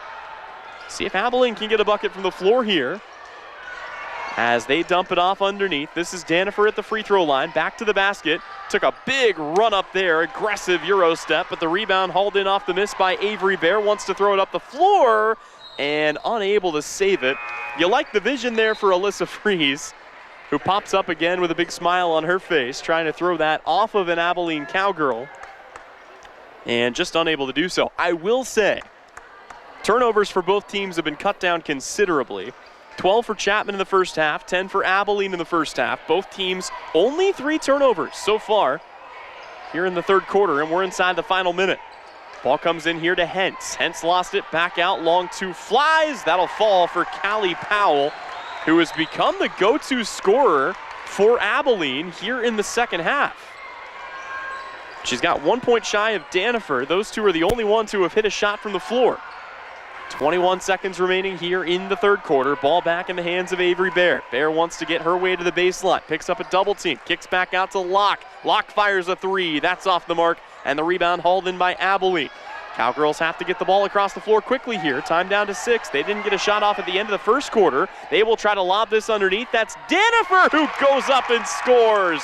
And Clara Danifer delivers a big, big bucket to close out the third quarter. We are tied.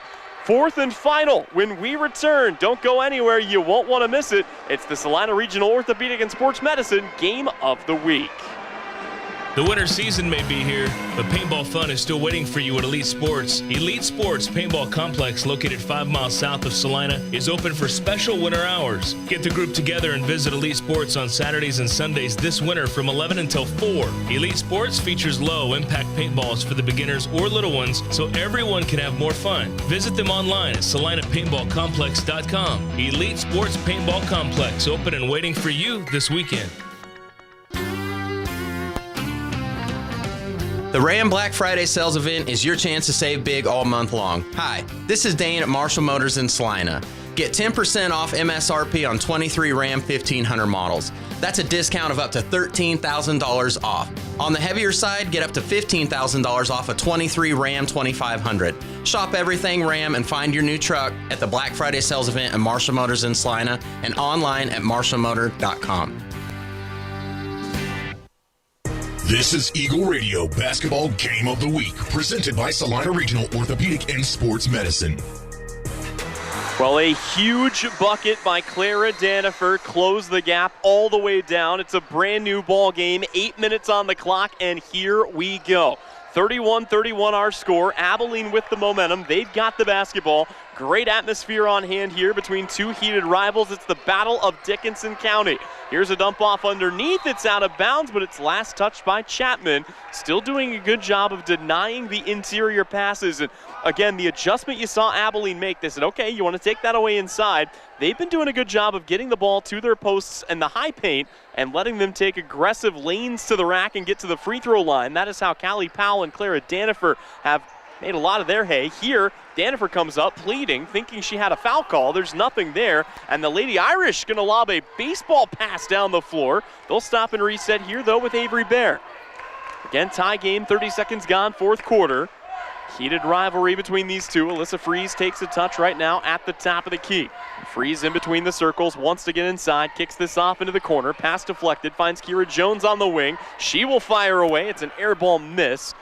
And it is, wow, saved by Chapman. How about that in the corner? It's a heads-up play for Adeline Kirkpatrick, and Chapman's going to keep it here. Bear looking to throw this in, does so on the outside to Tanith Elliott. Now at the free throw line, this comes back to Kira Jones. Jones swings it around, back to Bear. Patient offense right now for Chapman. No need to rush a shot here. They've gotten a lot of their points out on runouts in transition. Now trying to set it up in the half court, and an offensive foul is going to be called away from the basketball. That is going to go against Tanith Elliott. For Elliott, that is her fourth. And just as quickly as she had a seat, Ava Locke is up and back into the ball game. She will replace Elliott. It's had a tough night. Elliott checks out, Locke checks in. We play on. Final 7 minutes of this ball game. Still tied 31-all. Abilene has gone heavy to Danifer. Danifer gets it inside, goes up strong, can't get the make, and the rebound hauled in there by Alyssa Freeze. Freeze wanting to speed up the floor, wisely gives off to Bear. Bear will lob it back off to Locke, who fires another three and left it short again. Stick back no good. Battle for the rebound. This has got to be a jump ball, right? And it is. It will stay here with Chapman. Boy, Ava Locke trying to get that three ball going. A little cold tonight. But Chapman now trying to throw this in. Well, they got to get this in quickly. They do so. Circus shot, no good. We give credit to Alyssa Freeze for trying. And now a foul's going to be called. It's going to be on Chapman. And really start paying attention to who's picking up these fouls for Chapman. They've got a couple of players in some real foul trouble. That one goes against Avery Bear. For Bear, it's her third. Eden Bathurst is back in the ball game here. She will replace Hannah Walter. And it's that token full court pressure shown by Chapman. They'll back it off now and get back to work defensively. We're still looking for our first bucket of the fourth quarter. About a minute and 45 seconds gone by. Backside finds Powell, kicks it back out. Three-pointer on the way for the lead. The bank is open for Renata Hentz. and it's an Abilene lead, their first since early in the second quarter, and a block on the other side for Danifer. Abilene wanting to get back up the floor here. They've got the 3-point lead. They'll get it back to Callie Powell, swing this back around, dump it off to Danifer, whistle, foul. It's on Kira Jones, and I believe for Kira Jones, that is her fourth. She's going to have to be awfully careful. If you want to slow down Clara Danifer, Jones is your best bet. And Jones going to have to check out now. So now the question becomes, and we've seen this happen twice in this game already, with Jones off the floor, how do you guard Danifer? Comes right back into Danifer, goes up strong, left it short, and the rebound pulled in by Chapman. Lady Irish back down the floor. Things getting interesting, getting tense here late in the ball game. Strap in, buckle up, whatever you got to do. Here we go. 5:35 left to go. Ball back in the hands of Bear. Swing it back around to Alyssa Freeze. Freeze has it on the wing. Cuts to the inside. Kicks this out. Swing pass once again. Finds Bear. This time on the right wing. Step back three-pointer on the way. Rims in and out. No good. Rebound, though. Tipped away. Does find an orange jersey. Abilene up the floor, but they don't have numbers. That is a veteran play right there for Eden Bathurst. Here's another three. Oh, boy, that's off the mark. But the offensive rebound is hauled in. Someone may have been trying to win an Oscar there, and all that's going to result in is a 30-second timeout called by Sean Herman. You would have thought that Ava Locke got hit with a crowbar the way she went to the floor. No foul called, no flop called. We play on. And with the timeout, want to take this time to remind you that coverage of tonight's game is brought to you by Sage Products. Sage Products of Salina is your supplier of janitorial products for your business or home. From paper towels to soap and items from ceiling to floor, you'll see products from Sage, and you can get the same home field advantage at your home or business by visiting sageselects.com. It's a one-possession ball game here in Chapman. The Lady Irish put a big run on. They came back after trailing big early. Abilene led for the whole first quarter. Chapman came back. They took the lead. Chapman held the control until the tying three-pointer that was able to put Abilene even at the end of the third. And since then, the Cowgirls got the first and only bucket here of the fourth, and they would prefer to lead when it matters, when the zeros are on the clock. Trying to add to their lead here, Eden Bathurst goes baseline. Danifer fires it out, free throw line jumper. Yep, and a jump ball called, and that's the right call. Abilene will keep it here. Callie Powell trying to go up for a shot, but the hand on top of it, clean block, kept the possession. But tuck in the back of your mind, possession here goes to Abilene. That means Chapman owns the arrow moving forward. Still a three-point game. Ball comes into Danifer. They'll swing this back to the top and into the hands of Hentz. Three-pointer going to be taken wide open. Walter, no good. Powell tries to pull in the rebound. We've got a foul. Who's this on? Looks like it might be on Ava Locke. And it is, in fact, on Ava Locke. That is only the second on Locke, but it's the fourth on Chapman. We still have 4:47 left to go. Abilene is going to be shooting a lot of free throws, you get the feeling. Ball comes into Danifer. She's got three white jerseys around her, and wisely will send this back out. That foul count, both in terms of players fouling out and free throw attempts, is going to get awfully interesting. Chapman, again, already having committed 4. Abilene has not committed a foul yet here in this fourth quarter, and they hold the three-point lead. Keeping it right now on the outside. Bathurst has it. Now they go baseline. Shut down quickly. Kick out for another three-pointer. And it's good for Sammy Stout. Boy, what a time for her first bucket of the game. And it's a 37-31 lead for Abilene, their biggest of the night. Timeout called. Michael Wallmeyer wants to talk it over. It's a full timeout. We will take it as well. You are watching the Salina Regional Orthopedic and Sports Medicine Game of the Week. It's brought to you tonight by Kirsten Ross, realtor at rosshouses.com. The Bennington State Bank proudly supports local sports and wants each student to know that their hard work and talent is noticed and appreciated. At Bennington State Bank, they care about local communities and are committed to fostering long-term relationships through the delivery of excellent customer service, integrity, and fairness. From helping local businesses to supporting community youth and nonprofits to helping you purchase your dream home or invest in your future, Bennington State Bank is here to help. Give them a call to experience exceptional banking with hometown service. Bennington State Bank, your trusted hometown bank. Member FDIC. 37-31, the lead for the Abilene Cowgirls, looking for their first win of the season, and it would be a big one against their biggest rival on their home floor here in Chapman. Lady Irish looking to take the first leg of this rivalry series, looking also to pick up their second win of the year. But Chapman's put themselves behind the 8 ball. They have yet to score here in the first quarter. We are halfway done, 4:07 left on the clock. More importantly, they've already put Abilene in the bonus. That will persist the rest of the way. Out of the timeout, this is a huge, huge possession for Chapman. Handoff to Bear, finds herself open and kisses it off the window. Avery Bear, 4 points here in the second half, and that was a big one to trim the lead back down to 4. Abilene now back on it offensively, try to go underneath. Ball's going to be lost out of bounds. Boy, close for Alyssa Fries. She's been really impressive with her hustle tonight. Really all season for Alyssa Fries, but we've got more shoe maintenance being done here. Avery Bear appears to have blown a tire, which gives me another opportunity to remind you that Don's Tire and Supply in Abilene supplies tires for your truck, semi, and AG. See their current specials and promotions at donstire.net. Ball comes in, top of the key here to Danifer. Wants to go to the inside, splits a double team, and walks with the basketball. It's a big turnover on Abilene, and Chapman now with a chance not only to cut this back down potentially to 1 possession, but also to take some momentum. We have not seen a lot of big runs in this game. Abilene went on a big one to start the fourth quarter here. Chapman stopped the bleeding. Now they're looking to go on a run of their own. Here's a dump off to Locke. Her floater no good. Rebound hauled in on the other end by Hannah Walters, who's speeding up the floor. It's a 1-on-3. Walters pulls it out instead of attacking the basket. Finds Danifer on the outside. If you're Abilene right now, there is no reason to be in any kind of a hurry. They hold a 5-point lead, and we've got a whistle and a foul away from the basketball. Let's see who this is on here and which way we're going. And that is going to be on Alyssa Fries. It should be her 3rd.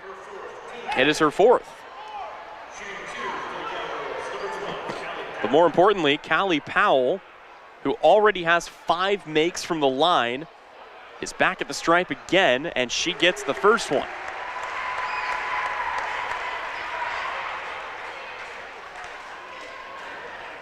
Abilene, a season ago, 2-18. One of those wins came against this very Chapman team. Chapman looking to avoid that fate, but they've got to go fast with 3:02 to go. Another 3-pointer, another miss. Rebound, stick back, a big bucket there for Chapman. Adeline Kirkpatrick with her first bucket of the night. That will cut the lead back down to 3, and that will prompt the timeout to be called. It's another full timeout. We'll take it as well. It's the game of the week here on the Salina Post Sports Network. The hours of drills, the pre-dawn workouts, the hundreds of laps. It takes hard work, passion, and drive to do what you love. When you're sidelined by injury, Salina Regional Sports Medicine is just as committed and works just as hard to get you back in the game. Salina Regional Sports Medicine, 785-452-7366. SalinaRegionalSportsMedicine.com.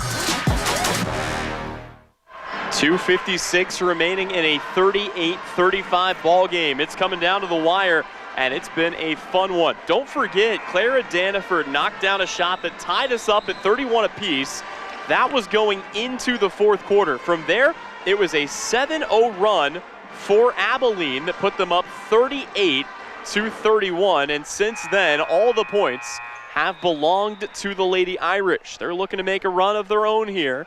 Time becoming a factor, fouls becoming a factor. Again, Chapman put Abilene in the bonus very early in this fourth quarter, and now we'll dial up a very much non-token full court press, but easily comes into Hannah Walters. Somebody fell asleep, and the senior's able to pick it up. She'll cross the timeline herself and travels with the basketball. Oh no!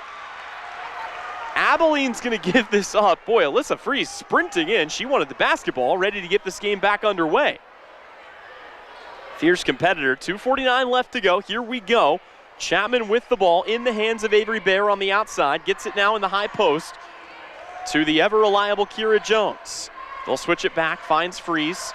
Passes off from Locke. Free throw line jumper will fly. High arcer. Takes a second bounce off the rim. Offensive rebound.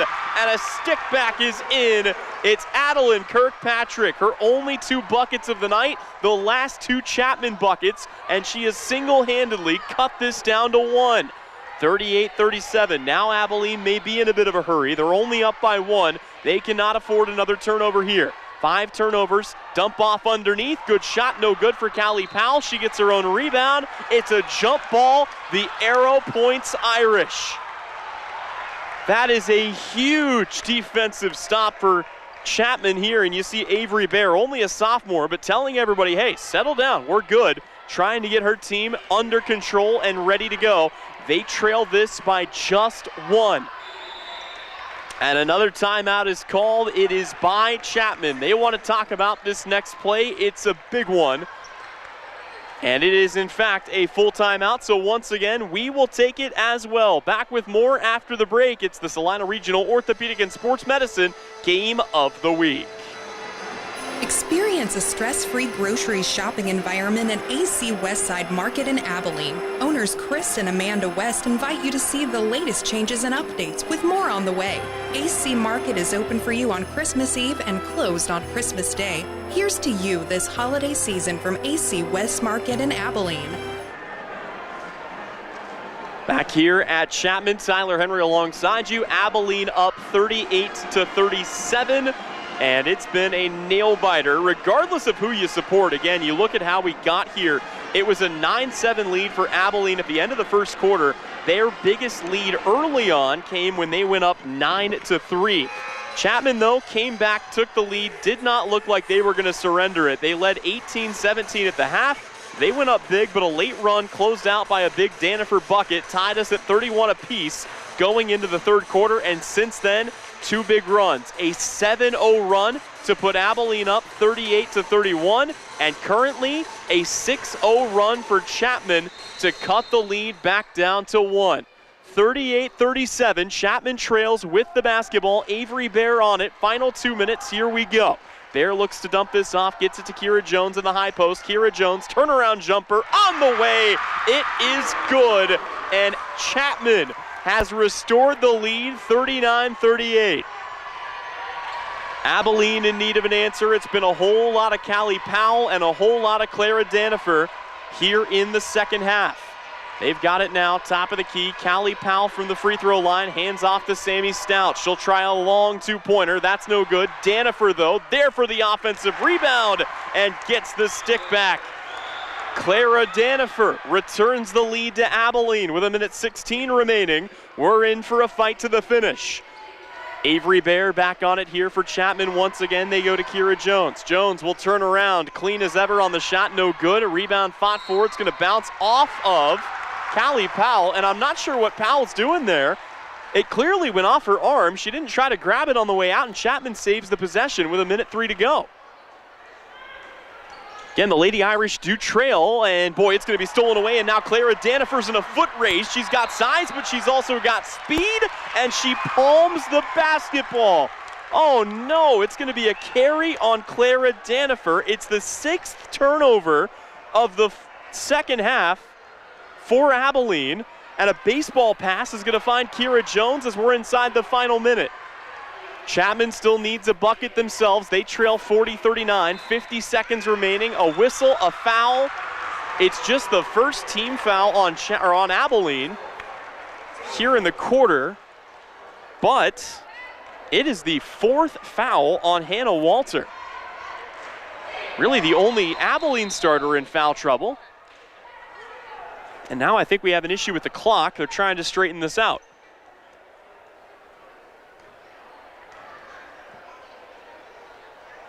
Got the official down here at the scorer's table having a word about something.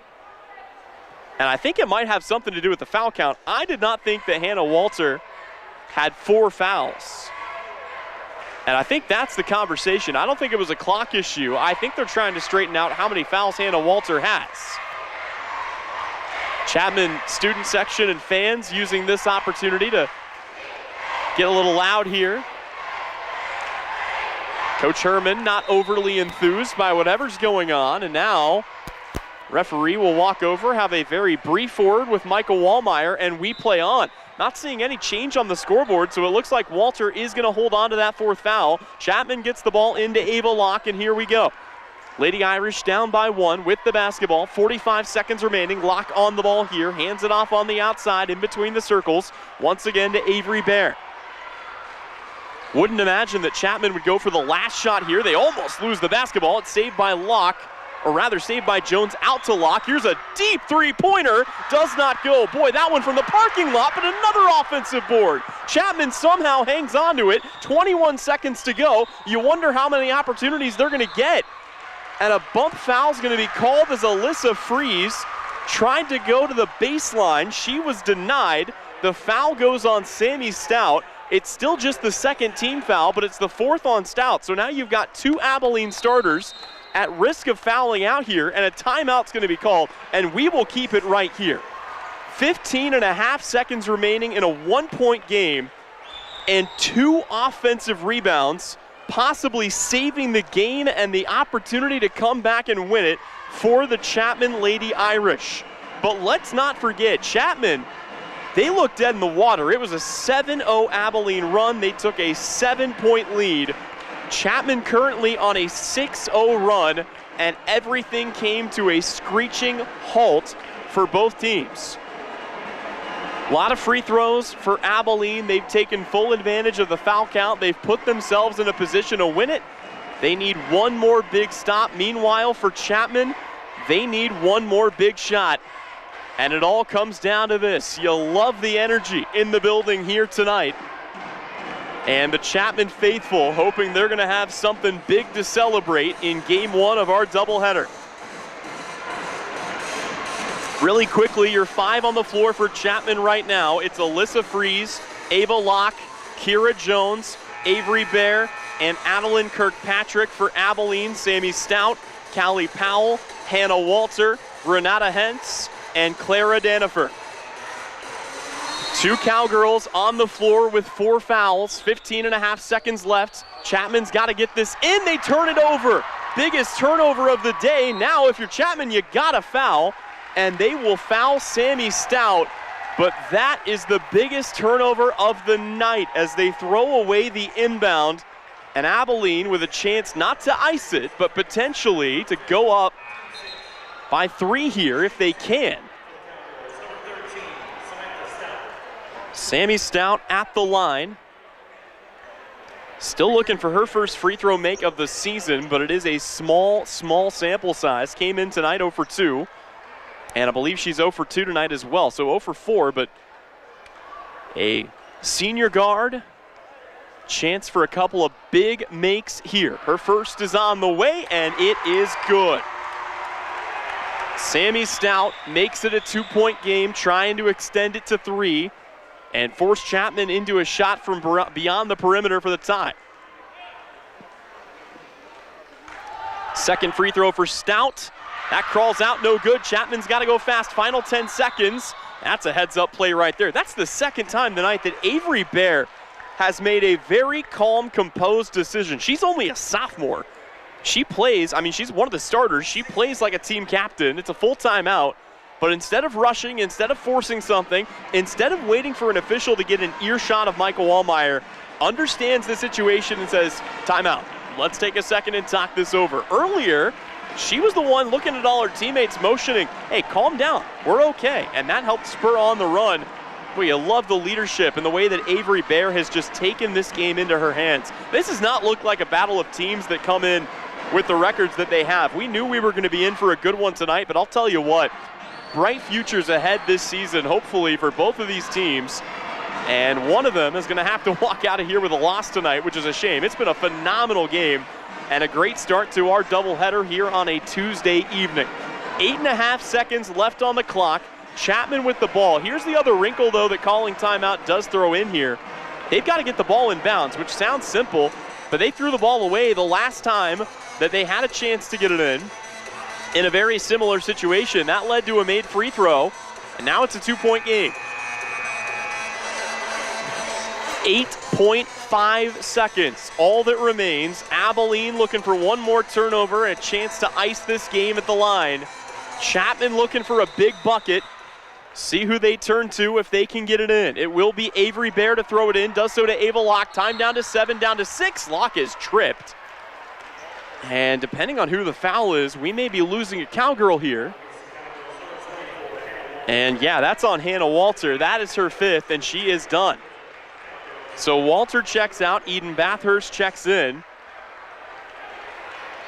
And Chapman finds themselves in the same situation where they turned it over last time with a chance to correct their fortune.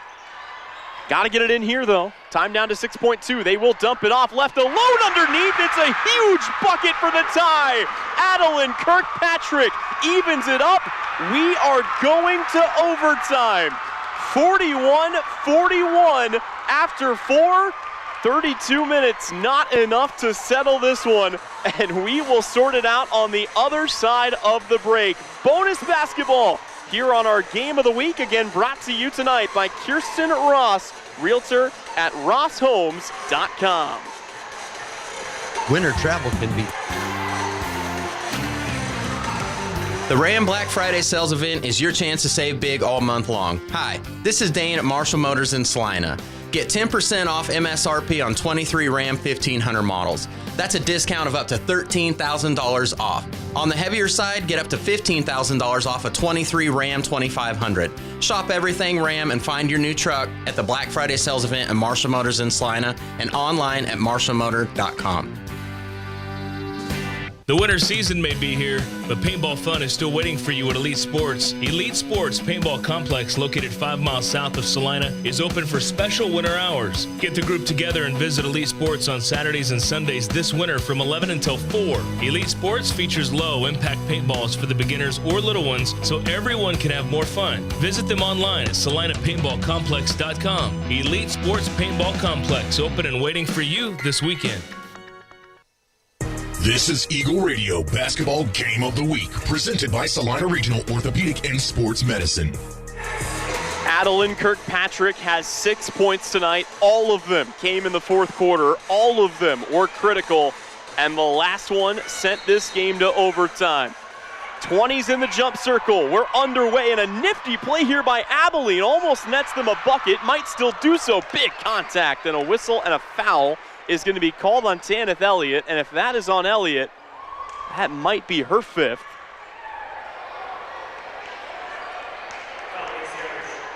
There's nobody for Chapman on that side of the floor, and it was just a nifty play. Everybody stacked up on the same side, but like I said, Tanith Elliott has collected her 5th foul. Her night is done, and both teams have lost one player already. Free throw on the way, no good for Callie Powell. Powell has been a huge part of this team's offensive production tonight. She averages 3.2 points coming into this game. Already 12 points for her tonight, and make it 13 as she knocks down the free throw, and that delivers Abilene. Should be a 1-point lead. It's a 2-point lead on the scoreboard. This is 43-41. Either way, we play on. Kira Jones on it, hands it off on the outside. This is Avery Bear. Bear gets it back to Jones, a whistle and another foul. And that is on Renetta Hentz. That is just the first on Hentz. It's a small miracle that anybody did not have a personal foul at this point in the game. Overtime action, 3:35 remaining. Lob it into Kira Jones, pops the jumper, and that will fall. Kira Jones with another big-time bucket, and they did get the correction on the scoreboard, so it is now a 43-42 lead for Abilene, or for Chapman, correction. Chapman up, 3:17 left to go. Abilene on the basketball. They've got it top of the key right now with Bathurst. Bathurst now out on the wing. Finds it back across, now wanting to go to Danifer baseline. Kick out, good movement. Open shooters turning down shots, and Kira Jones is going to poke it out of bounds. Boy, couple of different chances for Abilene to get a shot up there. Selfless basketball out of Clara Danifer looking to make the pass, but could not convert, and now it's another baseline inbound coming for Abilene. Clapping her hands is Sammy Stout. She'll get the touch on the wing. Looking to dump this off, but covered up well inside is Danifer. Boy, Kira Jones, even with 4 fouls, fearless defense underneath. High post touch, good movement, finds Powell. Her jumper is good. And that restores the lead to Abilene, 44-43. 2:41 to go. It's been a fun back and forth affair. Back up the floor here once again come the Lady Irish. Avery Bear on it right now, left wing. Picks up a screen, back out to Jones. Thought about it, now turns it down, wants to drive, puts up the shot, no good. Blocking foul going to be called. Once again, we'll have to sort out who this is on. And it's on Clara Danifer. And for Danifer, only had 2. It is her 3rd personal, but Kira Jones is at the line here as both teams are in the bonus the rest of the way. First free throw is up and out on Kira Jones.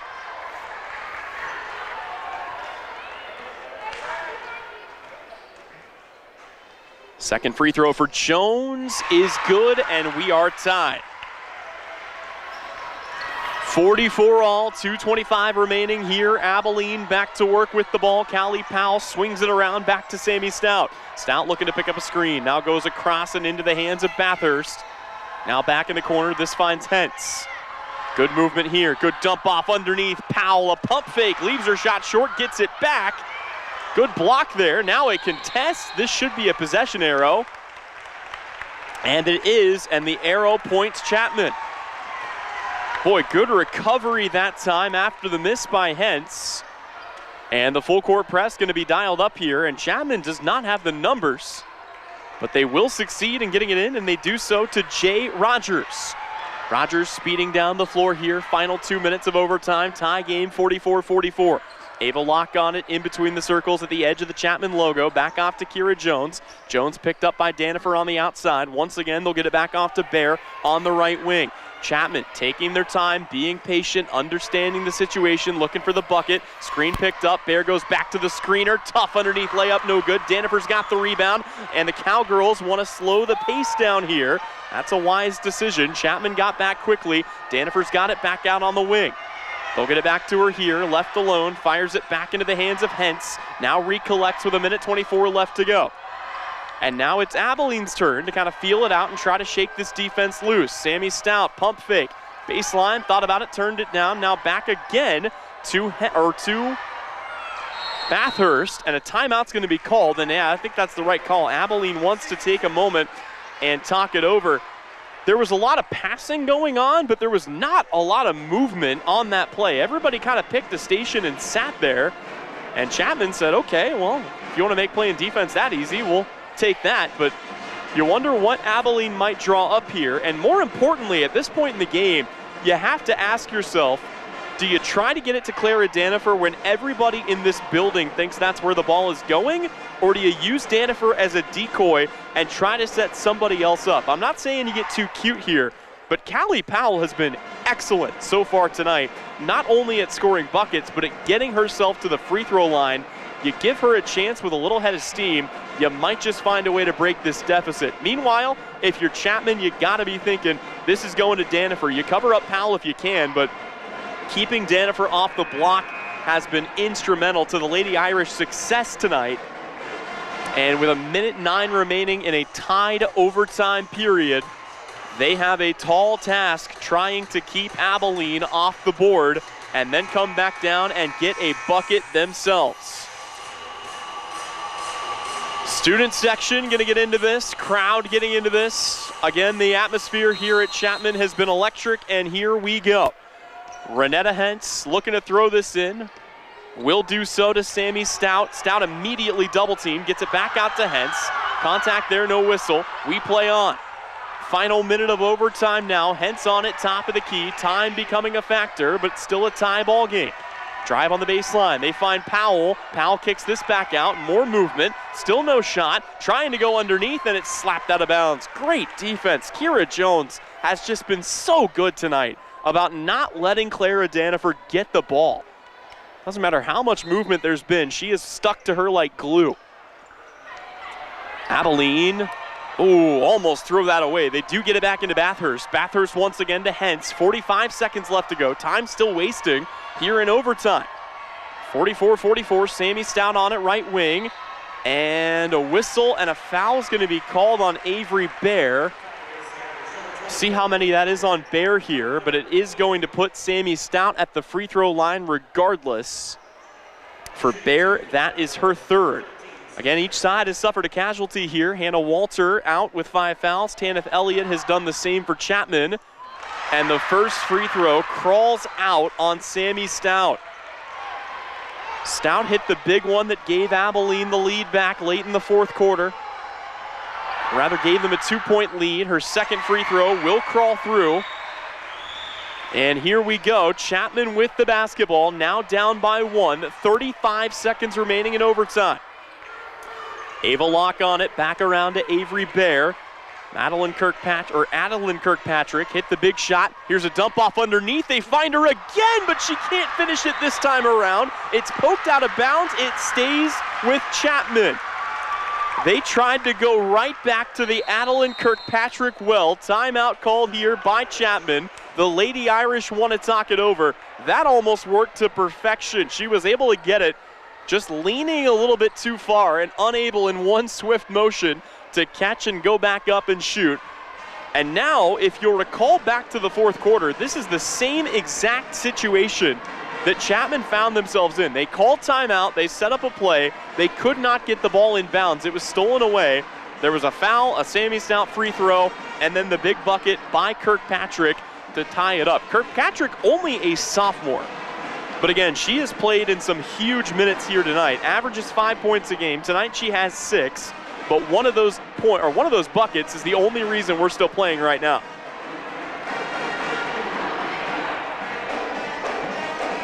Be interesting to see how Abilene comes out and defends this. Chapman's done a good job of shifting the takes around too. They have not leaned too heavily on Kira Jones tonight. It's been a somewhat quiet night as well for Avery Bear. Alyssa Fries has really gotten involved. Ava Locke has been involved. Adeline Kirkpatrick has been involved. And it creates a quandary as Abilene really has to guard everybody on the floor. So here we go. Avery Bear to throw this in. 19.9 left on the clock. Abilene with the 1-point lead. Chapman with the basketball. And Bear dumps it off. They fell asleep on the inside, and it's going to be free throws coming for freshman Jay Rogers, and a chance potentially to give Chapman the lead. Boy, Abilene completely caught napping on Jay Rogers, and now the biggest free throws of the freshman's career coming up here in front of her home fans. McKenna Stover checks into the game here. That was Sammy Stout's 5th foul. She is out. And the first free throw, no good for Jay Rogers. And things remain interesting here. Rogers looking to tie with the second free throw. It's on the way. It is good. We are even once again. And the ball's going to be slapped away. It is taken by Chapman. They try to dump it off underneath. Final 15 seconds and a chance now for the Irish to take the last shot of the game. Ball's in the hands of Bear on the outside. Time down to 5, now down to 4. She goes baseline. Pull-up jumper too strong. Rebound Abilene. And we go to double overtime. Oh my goodness, it's been an instant classic here from Chapman, and we'll step away for another break.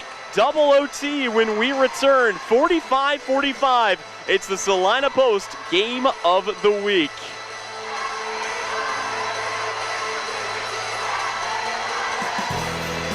The student athletes of Dickinson County work hard on and off the court, and you need an insurance agent that works just as hard for you. With 24-hour service and the ability to answer all of your questions, your local State Farm agent in Abilene is the Amanda West Agency, supporting the student athletes of Dickinson County and wishing your family a very Merry Christmas and Happy New Year. From your local State Farm agent in Abilene, the Amanda West Agency. Welcome back to Chapman. Tyler Henry alongside you. One overtime, not enough to settle this one. 45-45 remains our score. I made a comment earlier tonight. Chapman got themselves in some foul trouble early in the fourth quarter. They had a couple of different players sitting on 4 fouls. Since then, all of a sudden, 2 Cowgirls have fouled out of this game. Tanith Elliott is the only player to have fouled out for Chapman, but there are a lot of players out there sitting on 3 and 4 fouls. That could certainly play a role down the stretch, but the 2 players in the jump circle, 2 of the biggest ones to keep an eye on in this game, both still in, both still active, and both still ready to go. Kira Jones and Clara Danifer, and we are underway in overtime number 2. 45-45, 4 minutes on the clock. And the ball back in the hands on the outside once again of Eden Bathurst. Bathurst slices to the inside. She is fouled and she will go to the line. In case you're wondering, fouls do stay on the board. And with the new foul shooting rules across high school basketball this year, it is 2 free throws every time regardless once you hit that bonus territory. No more 1-and-1. That is done. First free throw missed by Bathurst. Second on the way for the lead. And she missed them both. Rebound pulled in by Avery Baer. Chapman back up the floor. And you got to think, every player on this floor has got to be exhausted right now. 3:40 to go. Adeline Kirkpatrick's come on big late. She'll hand it back off to Baer. Baer wants to go baseline. And she's fouled. That's going to go on Renetta Hentz. Only her second. Hentz has been playing a disciplined brand of basketball. A lot of players, like I said, at risk of fouling out right now. And it's 2 free throws coming for Avery Baer. And Baer misses the first. Turnovers have been cleaned up. Foul shooting has been cold for both teams down the stretch. Second free throw. And Chapman misses them both. My goodness, both teams with an 0-for-2 trip at the line. And Abilene's going to turn this over. Boy, Clara Danifer was looking for Renetta Hentz, and Hentz did not have her back turned. Was not ready for the pass. It goes out of bounds. Chapman's going to inbound this from their own sideline here. Just in front of their own bench. Once again, it'll be Baer to throw it in. Does so to Kirkpatrick. Great feed on the backside, and it's another foul. Jay Rogers going to go back to the free throw line. What a feed. And that foul, it's going against McKenna Stover. For Stover, it's just her first. And Rogers misses the first free throw.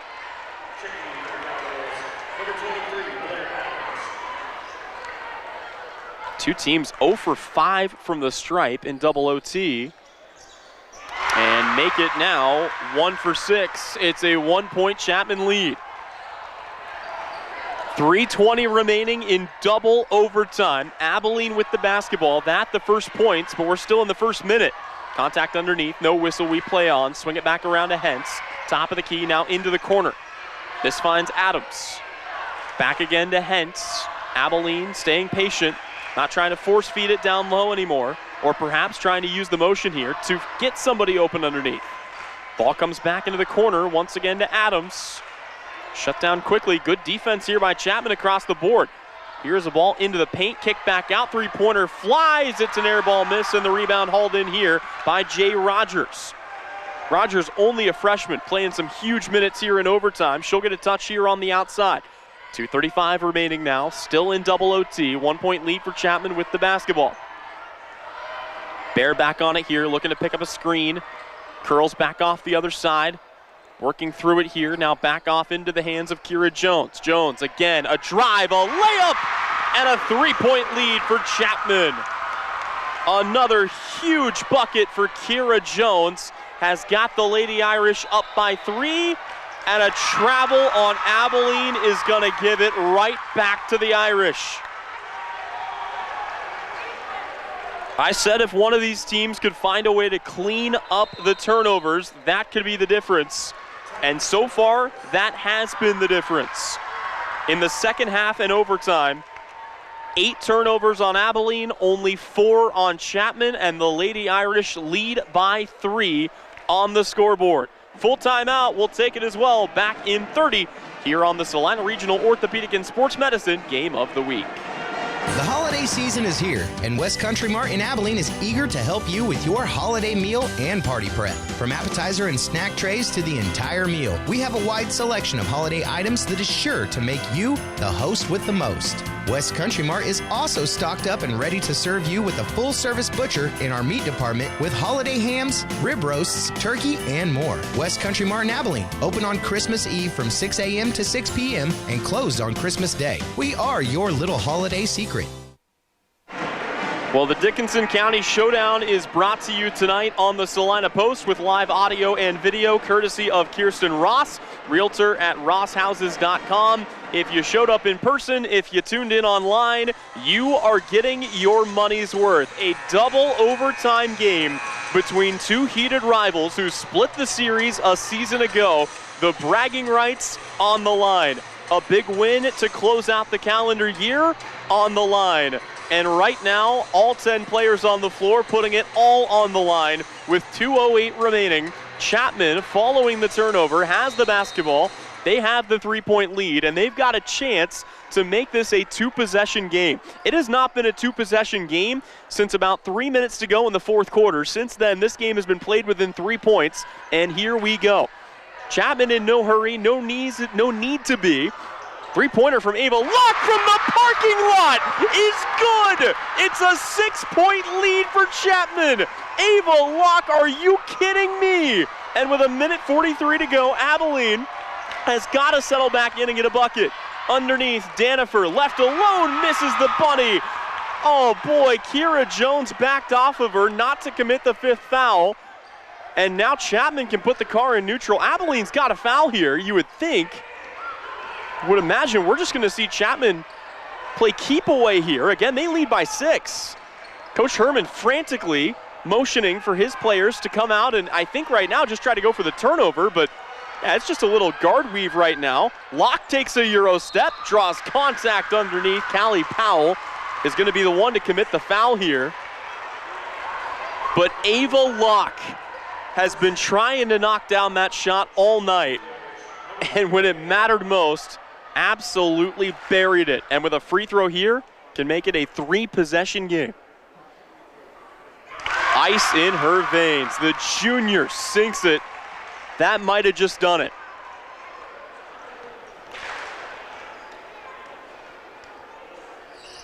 Second free throw for Locke. Crawls out on her. Fight for the rebound. Still on the deck. Abilene's got it. Now it's poked away by Jones. They will throw it ahead here. And back to Hentz.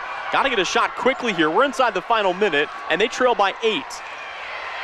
No time for passing it around right now. They do dump it off down low. That's Danifer. Count the bucket and the foul. Clara Danifer with another.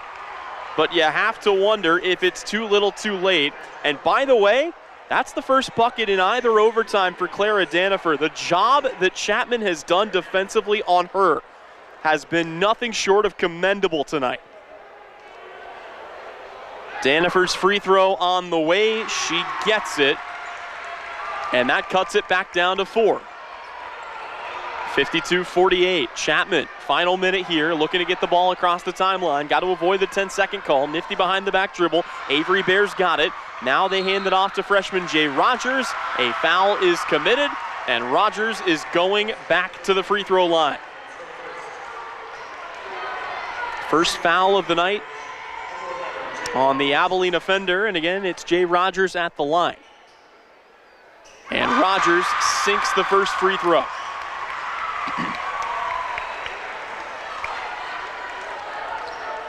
Second free throw on the way.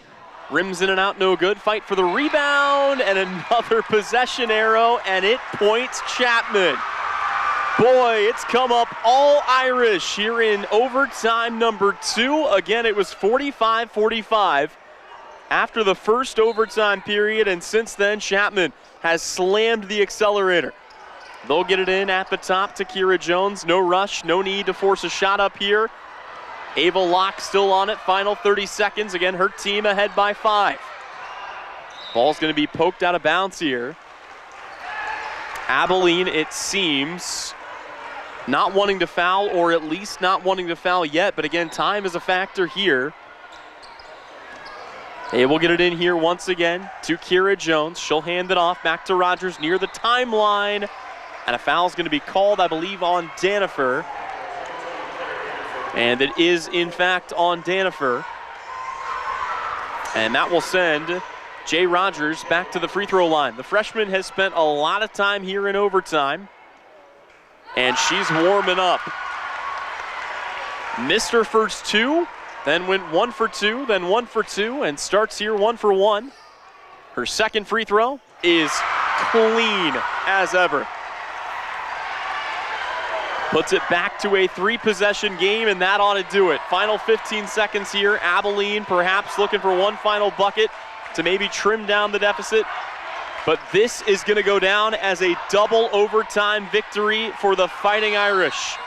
There it is, a bucket for Danifer, a timeout for Sean Herman with 4.1 seconds remaining in a pretty much sorted 5-point game, but still trying to battle down here to the end. Tell you what, though, if you're Chapman, you got to come away feeling good about this one. They went down big in the fourth quarter. I know 38-31 might not feel like a big deficit. It's only 7 points, but it felt huge for Abilene. They got on the run. Chapman couldn't get anything going inside or outside. And in the fourth quarter, when it mattered most, again, 6 big points on 3 big buckets for Adeline Kirkpatrick. Some clutch free throws for Jay Rogers. Talking about a sophomore and a freshman helping to carry the load for the Irish when it mattered most. And they have done such a good job of spreading out their scoring tonight.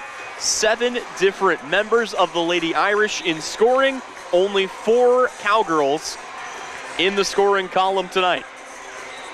And Chapman returning to the floor just 4 seconds away from taking home the victory and moving on the year to 2-4. Again, this inbound, more or less just a formality. We've seen stranger things, but it comes into Kira Jones. Jones will hold it, and that will do it. It's a double overtime victory in front of the home faithful for the Chapman Lady Irish. They get the win 55-50 and move to 2-4 on the young season. We will step away, but when we come back, be sure to stay with us. We'll flip it over and get into our boys coverage. And when we return, we'll have conversations with both head coaches, get you back in time for starting lineups and the opening tip. But on the girls' side, 55-50. The win for the Lady Irish. They do it in double overtime. And you caught it right here on the Salina Regional Orthopedic and Sports Medicine Game of the Week. Brought to you tonight by Kirsten Ross, Realtor at RossHouses.com.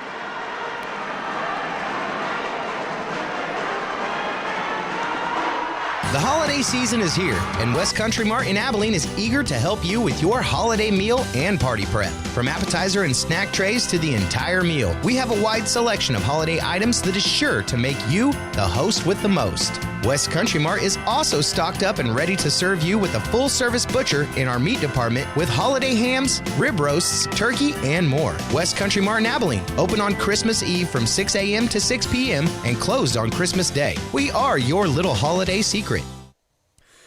Back here on Countdown to Tip-Off, it's our Salina Regional Orthopedic and Sports Medicine Game of the Week. And we're joined now by Drew Groover, head coach of your Chapman boys basketball team. And Coach, first and foremost, thank you so much for coming by the show.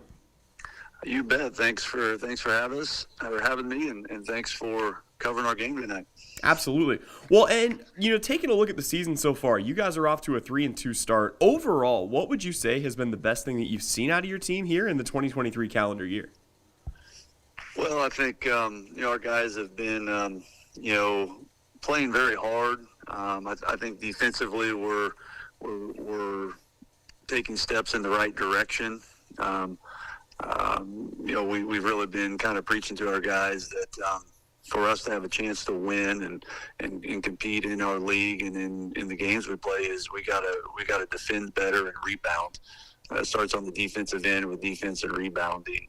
And, I think we've gotten better at that, and we're doing a lot better job. We're starting to kind of figure some things out there on the defensive end. And then also I think just, the guys are doing a really good job of playing together on the offensive end and moving the ball At times we get a little bit sped up and we force things a little bit. But, I think overall just playing together as a team on the offensive end and working for a good shot has been good to see. I think with CJ and Weston in the post, we cause some mismatches and some problems for some teams at times. But, I think we just got to do a little bit better job sometimes of finding those mismatches and not forcing things a little bit. I know, whether football, basketball, it doesn't really seem to matter the sport. This is a historic rivalry. These two sides always get into it. I mean, how big is this game every single year, each of these two games, and what does it mean to the guys in these locker rooms when you two link up? Yeah, I mean, it's a rivalry. A lot of guys, it's just a rivalry. We're 10 miles apart, down the road, and Abilene doesn't particularly like us too well, and we don't particularly like them too well, so to speak. So it's always fun. Our guys, definitely want to win the game, and I know Abilene over there wants to win as well. We can't get too caught up in that. We've got to come out and keep our heads and keep our cool, and sometimes the emotions in these type of games run a little high, and it's going to be intense, and we just gotta, play smart, control our emotions, do what we do, and play hard, and again, concentrate on the defense and rebounding and playing together as a team, taking care of the basketball. And if we can do those things, I think we'll have a chance to win tonight. When you have a chance to watch this year's Abilene team on film, what are some of the biggest things that kind of stand out to you right away, and what are the biggest keys to the game for your team to kind of overcome some of those challenges? Yeah, I mean, they've got, a solid group of guys. Brax Fisher obviously is playing very well, and, he was injured most of the season, or at least at the start of the season last year. And I, probably never really got back into, full strength and into his stride last year. But he looks like he's playing very well at this point. A guy that can shoot it and get to the basket and finish and just does a lot of things for them. So, he's definitely a key. They've got guys that can shoot it from outside, if you leave them open and don't get out there with a high hand and pressure them, they've got the ability to make some shots. So, their inside game as well with the Holloway kid and Stockton Timbrook.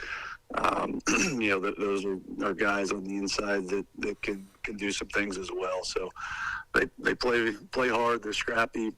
They get lots of rebounds and things like that. So, I think for us, just a key, again, just the defense and rebounding, getting stops on the defensive end and being disciplined defense and not, try to gamble and do things that can hurt our team on the defensive end and rebounding, limit them to one shot, when we can, I think are huge keys for us. And then, again, on the offensive end, Abilene's gonna press a little bit and try to mix some things up defensively. So we have to value the basketball. We can't turn it over. We got to work for good shots. And if we can do those things, like I said, we'll have a chance to win the game. Sounds good. Well, Coach, thank you as always for your time. Best of luck to your Irish tonight. Thank you. Thanks for having me.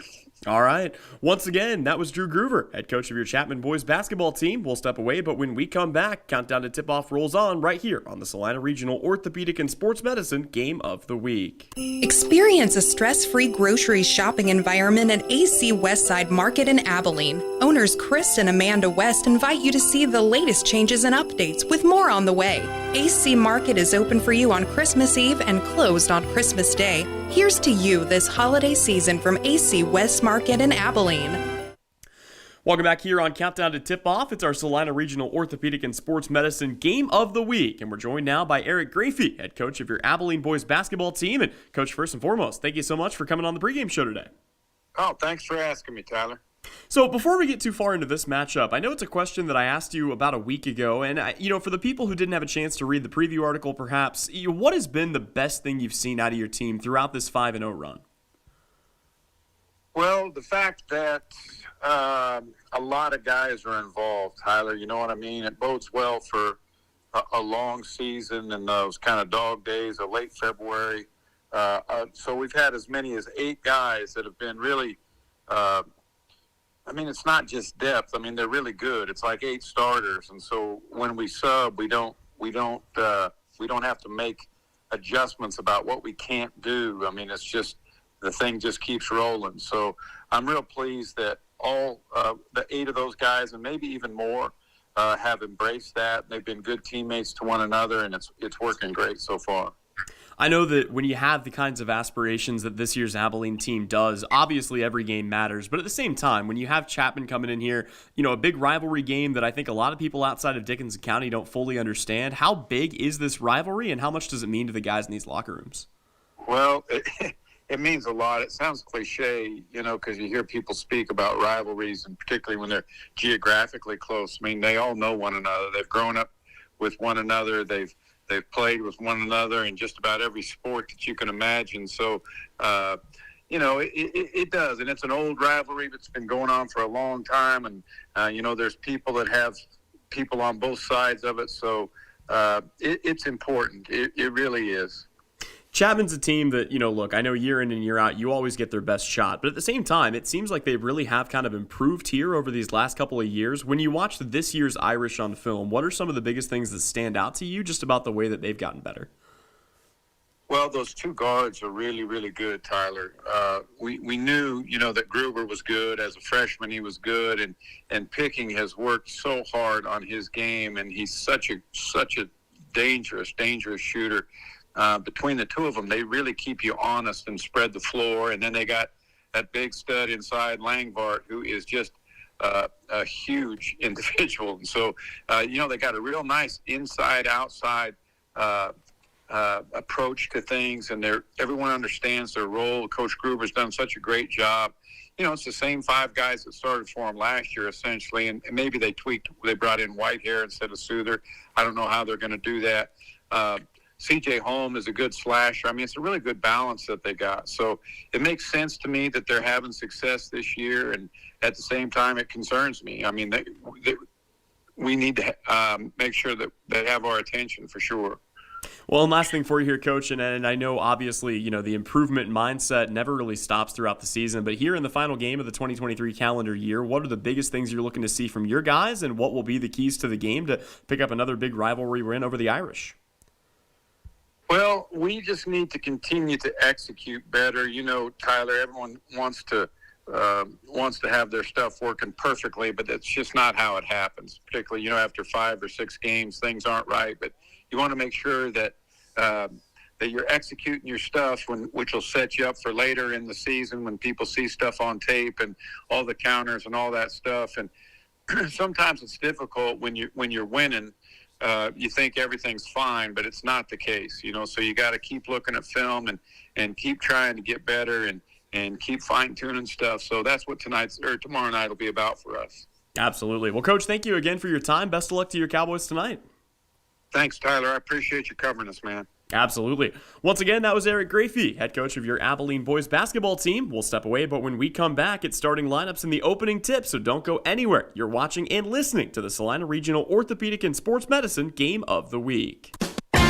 APAC Kansas Incorporated has been building the Heartland from the ground up for over a century. From the supply of aggregate materials, hot mix asphalt, and concrete to the construction of roads and bridges, we do it all. You've seen our trucks, and now we want to hire you. APAC in Salina is growing, and we are hiring for all positions. From truck drivers to mechanics, general laborers, and construction, APAC has your next career. For more details, visit the job links page at salinapost.com. Great pay and benefits, APAC is an equal opportunity employer.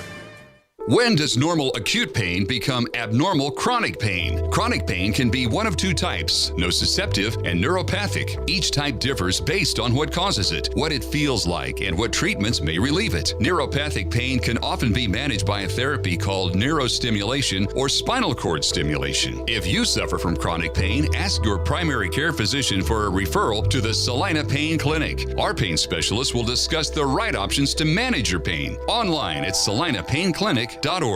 Gabe with Sage Products in Salina, offering industrial strength products that get the job done right. We are featuring hospital-grade disinfectant sprays, wipes, and hand sanitizers to keep you safe this time of year. We carry toilet paper with a large assortment of hand towels. Check out our private line of colorful products like Mom's Streak-Free Glass Cleaner or our friendly Amazing Green Bowl Cleaner. Go online to sageselects.com, visit our 9th Street location in Salina, or call 309-1919. Your next visit to the doctor for an upcoming procedure or surgery should start with a conversation about Salina Surgical Hospital. Hi, this is Geraldine Diedrich, and we are truly committed to fostering your health and well-being. From outpatient procedures to inpatient stays, you will feel the difference in our excellent care and compassion. Talk to your doctor about scheduling your next procedure at Salina Surgical Hospital. Your surgical experience is our specialty. Salina Surgical Hospital is partially owned by a group of local, community-involved physicians. Insurance is something we all need in our business, home, car, and life. But do you really understand what's covered? And most importantly, what you are paying for? Hi, this is Rob Carlson in the Salina office of Smart Insurance. Change is good, especially if you haven't looked at your insurance policy lately. I can help you understand what you need and where the gaps are in your coverage. We provide free quotes and take pride in looking out for you. Smart Insurance, with locations in Salina, Abilene, and Harrington. Give us a call today. Winter travel can be treacherous if your tires are worn out. Stay safe with an inspection at Commercial Tire Company. Cold weather also drops the inflation in your tires. Get them checked today to avoid losing grip or damaging your tires. Commercial Tire will help keep you safe. For repairs that aren't tire-related, our automotive and diesel mechanics will fix it right the first time. Commercial Tire Centers, West Crawford and North 9th, Salina. Commercial Tire Centers, where service is everything. The winter season may be here, but paintball fun is still waiting for you at Elite Sports. Elite Sports Paintball Complex, located 5 miles south of Salina, is open for special winter hours. Get the group together and visit Elite Sports on Saturdays and Sundays this winter from 11 until 4. Elite Sports features low-impact paintballs for the beginners or little ones, so everyone can have more fun. Visit them online at salinapaintballcomplex.com. Elite Sports Paintball Complex, open and waiting for you this weekend. The Jeep Black Friday sales event is your chance to save big all month long. Hi, this is Dane at Marshall Motors in Salina. Take 10% off MSRP on the 23 Grand Cherokee. That's $9,500 off. If it's a Jeep Gladiator you've been looking at, now you can get up to $14,000 off a new Jeep Gladiator Sport. Shop everything Jeep, new and pre-owned. Save big at the Black Friday sales event at Marshall Motors in Salina and online at marshallmotor.com. It's the holidays, the most glorious time of the year. Friends and family coming to your home to celebrate with dinner, drinks, and that terrible, horrendous smell. What is that? That is your septic system backing up into your home and making your holiday stink. If you haven't had your septic system pumped out and cleaned in the last 3 years, you're asking for trouble. Call Salina Septic Service today, and we will make sure your holiday is jolly and bright. Salina Septic Service, wishing you and yours a very Merry Christmas and worry-free holiday season. It's the holiday season, and that means holiday gifts for you from Salina Medical Aesthetics. Now through the end of the year, purchase 1 syringe of filler and get 10 units of Botox as your holiday gift. Cruise into winter with the SME Brighten and Tighten Laser Package. 4 dye VL and 4 clear lift treatments for face and neck. Just $2,500. Botox is also 10% off. Treat yourself or those you love with specials and gift cards from Salina Medical Aesthetics. See more online with social media and salinamedesthetics.org. Experience a stress-free grocery shopping environment at AC Westside Market in Abilene. Owners Chris and Amanda West invite you to see the latest changes and updates with more on the way. AC Market is open for you on Christmas Eve and closed on Christmas Day. Here's to you this holiday season from AC West Market in Abilene. Are you looking to buy or sell real estate? With 10 years of experience serving Northeast Kansas from Abilene to Wamego, leave it to a professional. Call Kirsten Ross, realtor and owner with Homefront Real Estate Group. Buying a home, whether it be your first time or second time, is one of the biggest financial decisions you'll make in a lifetime. Therefore, finding the right agent to help you make the process easier is essential. Kirsten Ross is there for you and your family every step of the way. Visit rosshouses.com and go Irish. The Bennington State Bank proudly supports local sports and wants each student to know that their hard work and talent is noticed and appreciated. At Bennington State Bank, they care about local communities and are committed to fostering long-term relationships through the delivery of excellent customer service, integrity, and fairness. From helping local businesses to supporting community youth and nonprofits to helping you purchase your dream home or invest in your future, Bennington State Bank is here to help. Give them a call to experience exceptional banking with hometown service. Bennington State Bank, your trusted hometown bank. Member FDIC. APAC Kansas Incorporated has been building the Heartland from the ground up for over a century. From the supply of aggregate materials, hot mix asphalt, and concrete to the construction of roads and bridges, we do it all. You've seen our trucks, and now we want to hire you. APAC in Salina is growing, and we are hiring for all positions. From truck drivers to mechanics, general laborers, and construction, APAC has your next career. For more details, visit the job links page at salinapost.com. Great pay and benefits, APAC is an equal opportunity employer. This is Eagle Radio Basketball Game of the Week, presented by Salina Regional Orthopedic and Sports Medicine. And with that, I want to welcome you back in. National anthem in the books, and we are just about ready to go. It's game 2 of our doubleheader, and if game 1 was any indication, we are going to be in for another treat here tonight. Again, just in case you were not with us before, the women's basketball team, or rather the girls basketball team for Chapman, the Lady Irish, picked up the win 55-50, and they did so in not one, but 2 thrilling overtime periods, setting us up for what should be another banger of a game here on the boys' side. Starting lineups are being announced here inside the arena. Let's go ahead and meet them as well, and we begin, as we always do, with the visitors. Tonight, that's the Abilene Cowboys, who come in not only undefeated at a perfect 5-0, but also having just climbed a spot in the KBCA rankings. They are ranked as the number 7 team in Class 4A, and they will put on the floor a 6'1" senior in Brax Fisher, averaging 24.5 points per game. He is aided in the backcourt by a 5'10" senior in Zach Miller, a 6'2" forward senior in Stockton Timbrook, a 6'1" senior in Keaton Hargrave, and a 6'4" junior in Tyler Holloway. Meanwhile, Chapman comes into this game at 3-2, 1-1 in NCKL play, and they will put on the floor a 5'8" senior in Gage Picking, a 5'9" senior in Ray Whitehair, a 6'3" senior in CJ Holm, a 6'4" senior in Weston Langvart, and a 6'1" sophomore in Kellen Groover. Groover and Holm lead the Irish in points per game, 17.6 for the sophomore, and 15 for the 6'3" senior in CJ Holm. Tyler Holloway is in the jump circle for Abilene. Opposite him is CJ Holm. Ball's in the air, and we are underway. Game 2 of our doubleheader, and the tip is controlled by the Abilene Cowboys. Abilene is under the instruction of head coach Eric Grafey. He is assisted by Tyler Bryson and Kyle Taylor. Chapman is under the direction of Drew Groover, assisted by Nathan Obermeyer and Kimball Martin. And of course, Abilene comes out in the blaze orange jerseys with the gray numerals trimmed in white. At Chapman comes out in the classic whites, green down the side, green numerals trimmed in black.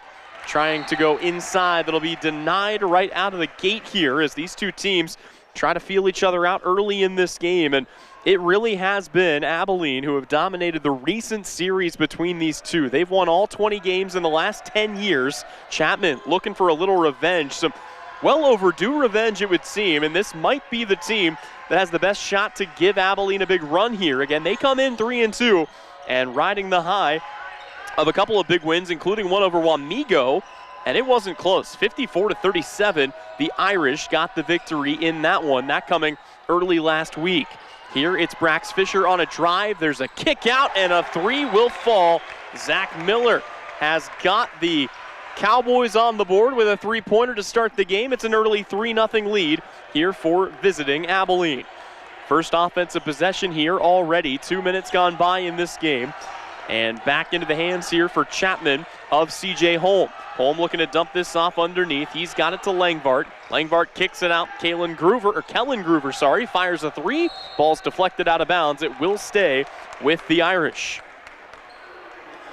Weston Langvart picked up some big accolades at the end of the football season. He is a sizable challenge to deal with inside. 6'4", built like a brick wall, and they wanted to go to him there, but he is shaded carefully. Instead, they'll go back on the outside to C.J. Holm. Chapman now gets the ball on the baseline, fire it back out to Groover. Groover rises, releases, and sinks the shot. Boy, that was pretty for Kellen Groover, and it cuts the deficit back down to 1. Abilene here on their second possession. Brax Fisher kicks it back out into the hands of Hargrave. Hargrave fires it across, another 3, this time for Stockton Timbrook, and it's a pair of triples. The opening salvo fired here for the Abilene Cowboys. 5:56 left to go. Ball brought across the half-court stripe. Ray Whitehair on it in the corner right now for Chapman. He'll drift back out in between the circles, hand it back off. C.J. Holm tees one up for deep and returns the favor. Boy, C.J. Holm buries the tray. It's once again back to a 1-point game. Big jump on the inside, pump fake for Stockton Timbrook. The quarterback on the football field dices his way to the inside for a big bucket here.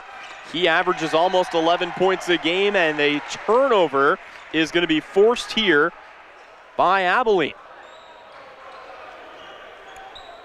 First turnover of the day belongs to the Irish.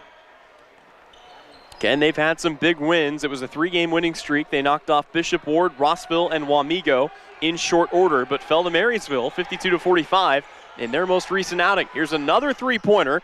First miss from range. It's Brax Fisher, who can't quite get it to go, and it's a rebound for Weston Langvart. 8-5 our score. Drive here for Groover. Gets to the baseline. Whistle and a foul. Going to be called here on Abilene. Looks like it's going on Timbrook. Just judging by his reaction. And yep, it is in fact on Stockton Timbrook.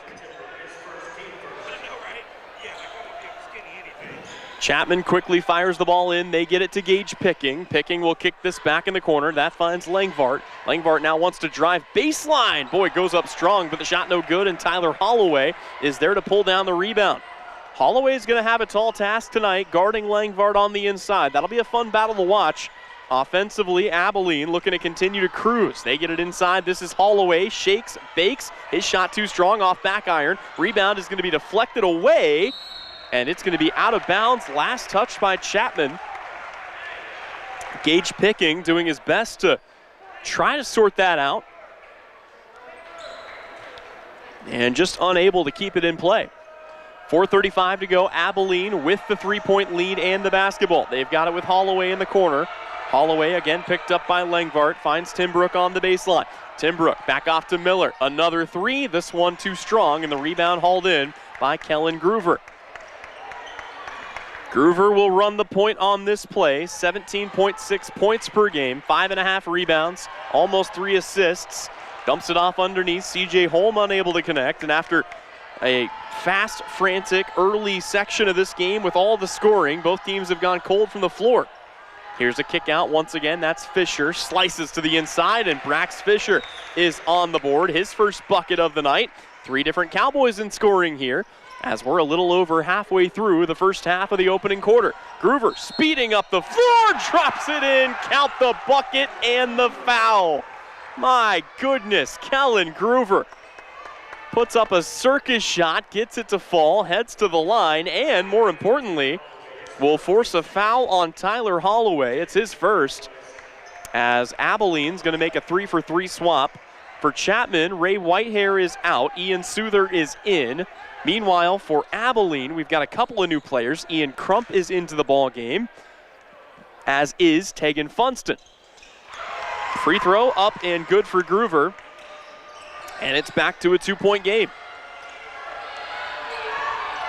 Basketball right now in the hands of Weston Rock. That's the third of the 3 subs that Abilene made. Rock driving baseline, shut down, kick out, corner 3, pump fake, and yep, walked with the basketball there. Did Ian Crump, much to the delight of the Chapman student section, who it happened right in front of. This game means a lot, obviously, to both teams, to both student sections, to both sets of fans, but there's something about going a decade without a win over your biggest rival that makes it just a little bit more tense. Chapman trying to pull off an incredible feat here tonight, looking to do just that and do it against an undefeated state-ranked Abilene team. It's been an electric start so far. Here's another kick out. Thought about a three. Instead, C.J. Holm will go right to the rack and drop it up for 2 more. It's a tie game. 3 minutes to go, first quarter, 10-10 our score. Abilene back on the basketball. They've got it with Hargrave. Hargrave back in the corner. Ian Crump on the wing. Now back into the hands of Weston Rock. Rock shut down at the block. Gets it back across. Kick back out. He'll fire a three. It's swatted away. Kellen Groover has been flying around. Offensively, defensively, doesn't matter. There are so many things that Kellen Groover does that aren't going to show up in the stat sheet. And that's one of them right there. 2:39 left to go. Whistle and a foul on a drive. It's a blocking foul on Abilene. And it's going to be called against Thomas Keener. Actually, quick correction. That's on Ian Souther of Chapman. Still his first. As the Cowboys get it back in here, they'll hand it off to Weston Rock. Kick in the corner. 3 on the way. Rims in and out. No good. Off the miss for Ian Crump. Rebound hauled in here by Chapman. Here come the Irish. 2:25 left to go. Opening quarter. Dump it off down low. In the paint. Into the blender. It's a bucket for Weston Langvart. It's a 2-point lead for Chapman. Boy, you knew coming in this was going to be a good game, and it's lived up to the hype through 6 minutes. 2:06 left to go, opening quarter. Ball back in the hands of Timbrook. He'll try to go baseline, and I'm going to say he travels with the basketball.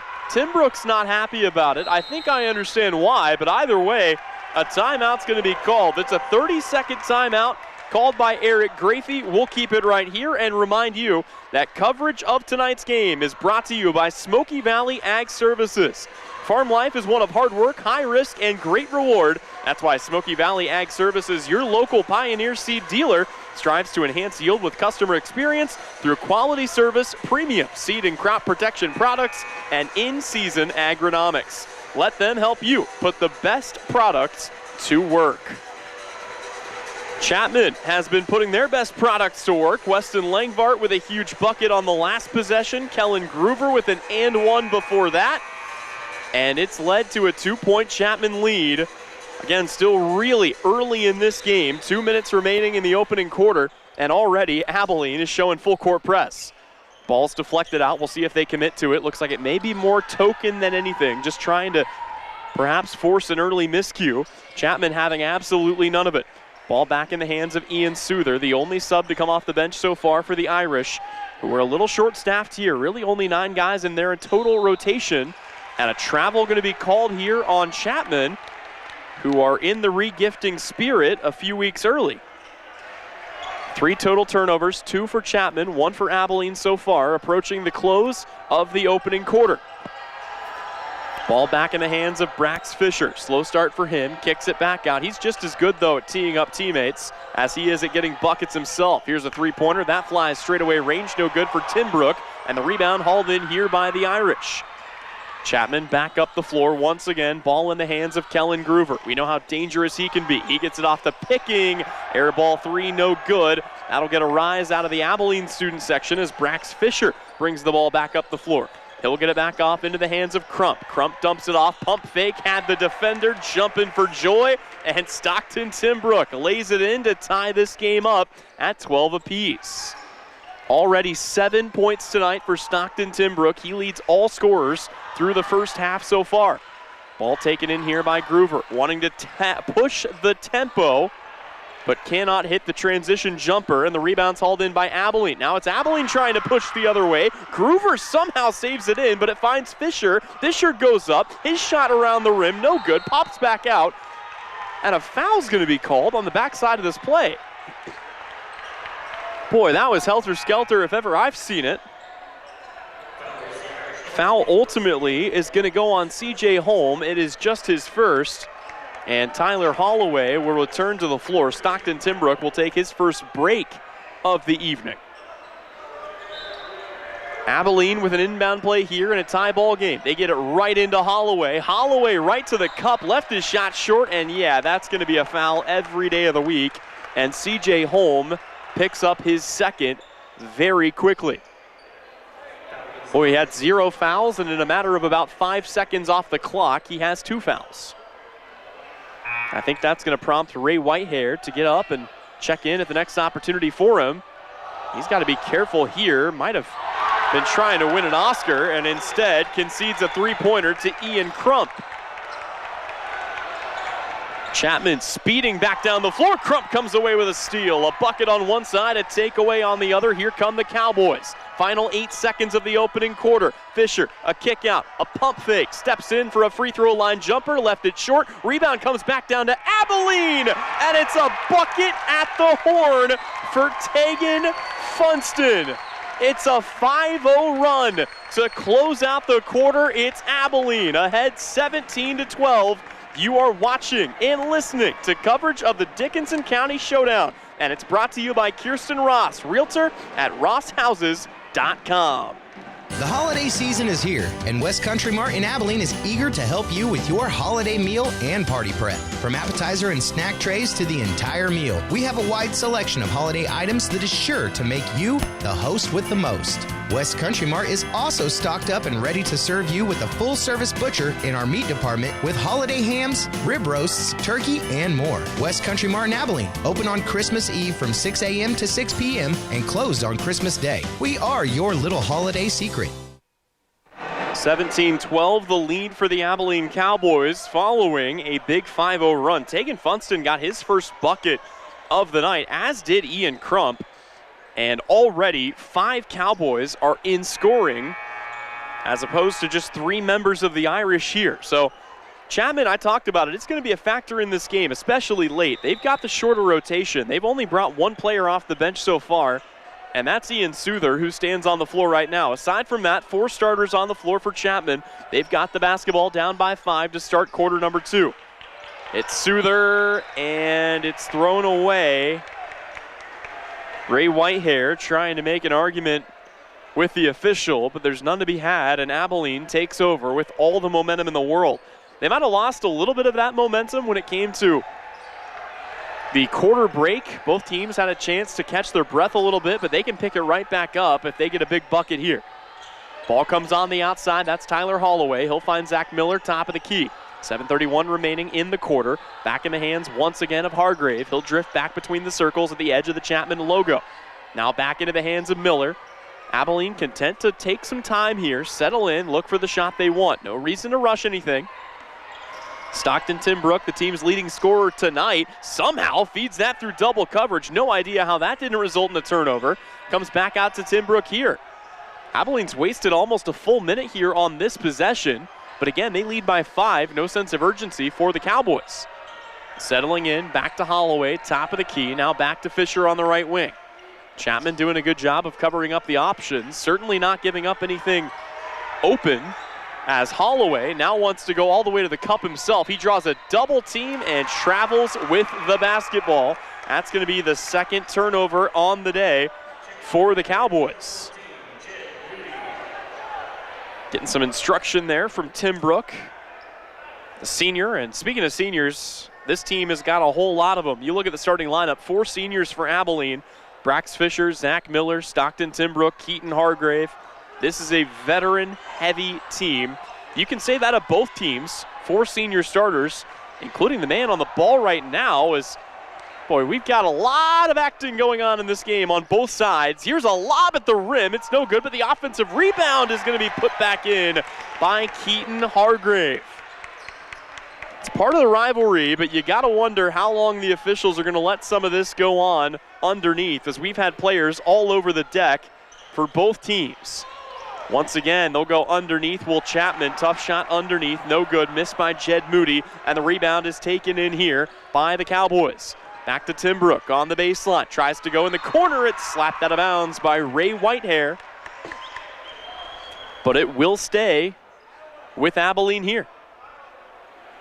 Cowboys get the call from their sideline. 5:53 to go. They lead 19-12 here in quarter number 2. Lob it up, comes back down. Opportunity here for Tyler Holloway. His shot crawls out on him though, and the rebound is hauled in by the Irish. Take it across half court. Now they've got numbers. Ray Whitehair kicks this in the corner. Pump fake for Gage Picking. Second pump fake, picked up his dribble. and is going to be fouled, coincidentally, by Zach Miller, who has a little laugh with Picking about that. Not a lot that either guy could do. It is objectively a foul. Tough break there for Abilene, but they still lead it. Again here by 7. Ball thrown in, comes to Whitehair on the left wing. 5:35 left to go. He'll drift out to the edge of the Chapman logo. Hand it back off to Kellen Groover. Groover now back to Moody. Still holding on to it, hands it back to him. Great feed underneath and a lay-in for Weston Langvart. But how about the vision for Kellen Groover? And it's back here to a 5-point game. 5 minutes, 10 seconds remaining before halftime. A whistle, and push going to be called on Weston Langvart. It's part of the problem with being that big and that strong. If you do panic and push somebody, they're gonna go somewhere, usually to the floor. Just the first foul on Langvart. A 2-for-2 swap going to be made here by Abilene, who checked Keaton Hargrave and Zach Miller out. They've got the basketball here. They'll throw it into Tim Brook, top of the key. Ian Crump back in the game, picked up defensively by Kellen Groover. Now back around to Tegan Funston. Tim Brook takes another touch on the wing. Now wants to go baseline. Finds his way through 5 white jerseys and then puts up a tough shot underneath. It's no good. And we go the other way here. Chapman on it once again in the hands of Kellen Groover. Groover tries to dump it off, but it's going to be poked away up the floor. Here comes Tegan Funston. He can't get the shot to go. Rebound somehow comes down to Chapman, and that's going to be a foul on Stockton Tim Brook. Tim Brook all over the back there. I mean, it's a fair play trying to go for the rebound, but an easy call for the official. And that is the second foul on Tim Brook tonight. So he will head to the bench. Gage Picking takes the inbound. 4:35 left to go. Again, the offense is giving way to good defense right now on both sides. It's been a while since we've had a bucket for either team. Remains right now a 5-point advantage in favor of the visiting Cowboys. And another foul, this time of the offensive variety. And that is going to give it right back here to Abilene. It's the 4th turnover of the night on the Irish. First foul on Gage Picking. Ball comes in to Brax Fisher. He will run the point. Again, 24 points per game. He's shooting 61% from the floor. Just 2 points to start the night so far. Tyler Holloway in the paint, looking to go up over Langvart. Can't get it to go. Great defense there for Weston Langvart. And a chance now for Chapman to break this streak. Both teams just trying to shake the defense loose, neither giving an inch right now. Ray Whitehair back on the basketball, hands it off on the outside to Langvart. Langvart looking to dump that off underneath, will instead go back into the ever-reliable hands of Kellen Groover, who fires one from the parking lot, almost gets it to go. Rebound hauled in here of the offensive variety by Chapman, and it's poked out of bounds by Abilene. That will give Ian Souther a chance to return to the floor and check in for Ray Whitehair.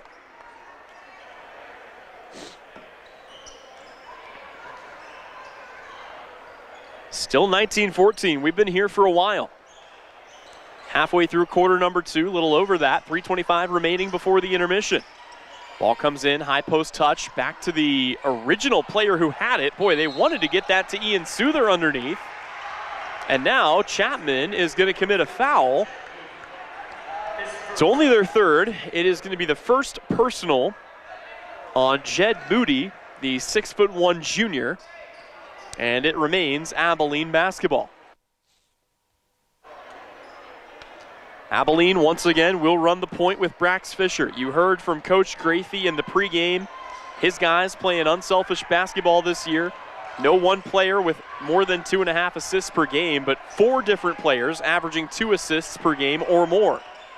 Here it's Ian Crump, another 3-pointer. Left that one short, and an easy board for Jed Moody. It's going to be poked away.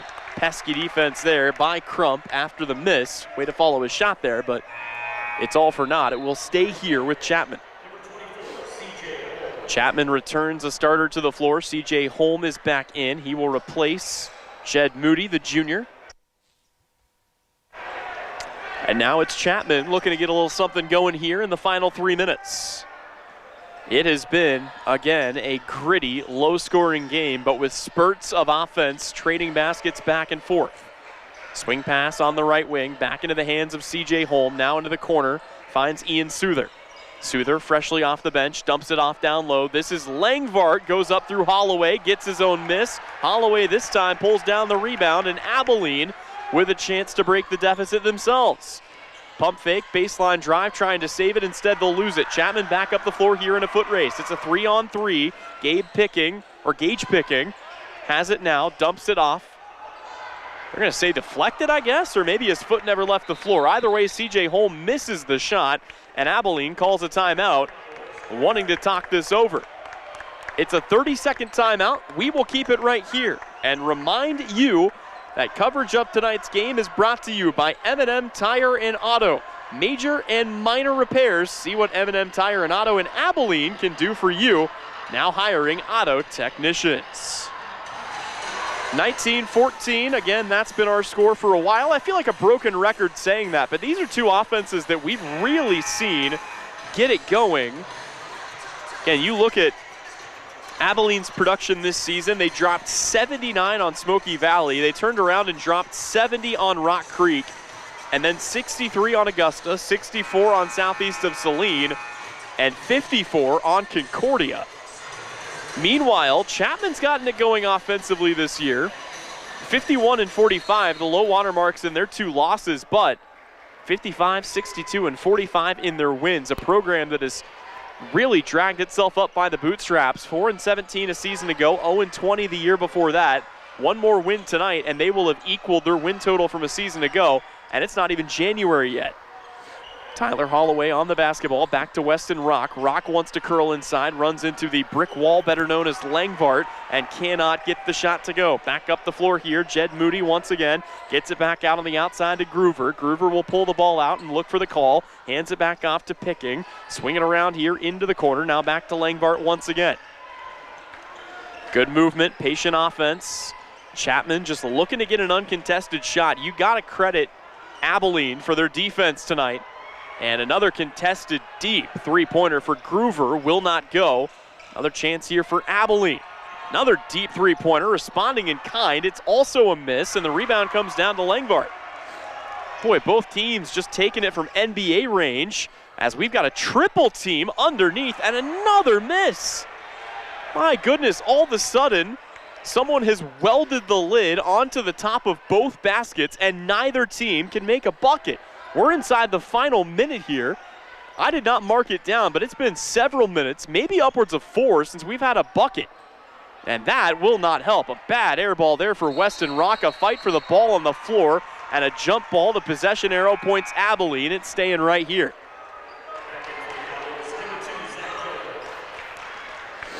Crazy thing is, for the most part, all of this has happened with limited fouling.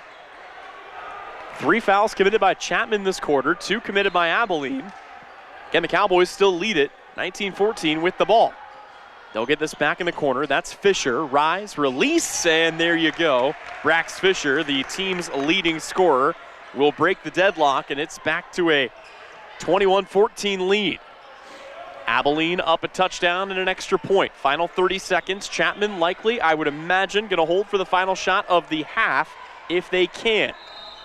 And they may not have a chance. They will have an inbound here as we've got a whistle and a foul. That's going to go against Tegan Funston.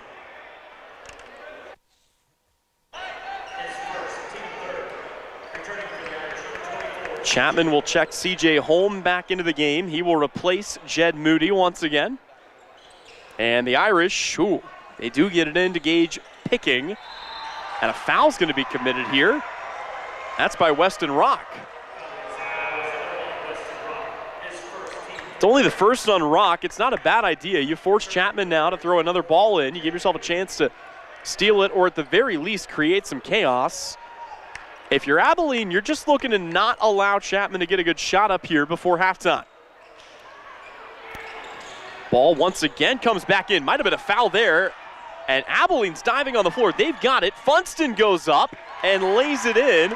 And in all the chaos, it's a little 4-0 run here. Time down to 3. Stolen away by Fisher. Half-court heave. It's good if it goes. And it's just off the mark.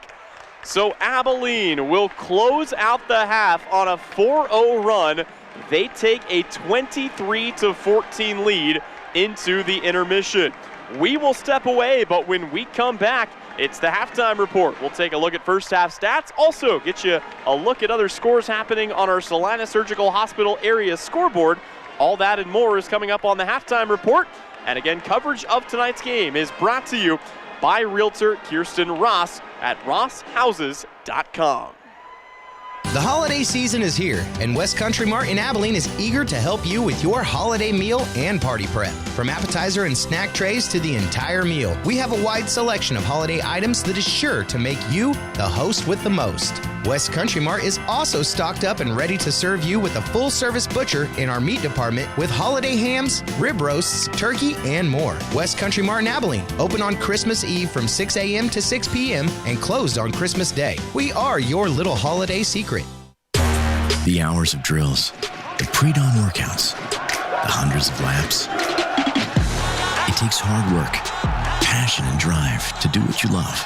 When you're sidelined by injury, Salina Regional Sports Medicine is just as committed and works just as hard to get you back in the game. Salina Regional Sports Medicine, 785-452-7366. SalinaRegionalSportsMedicine.com.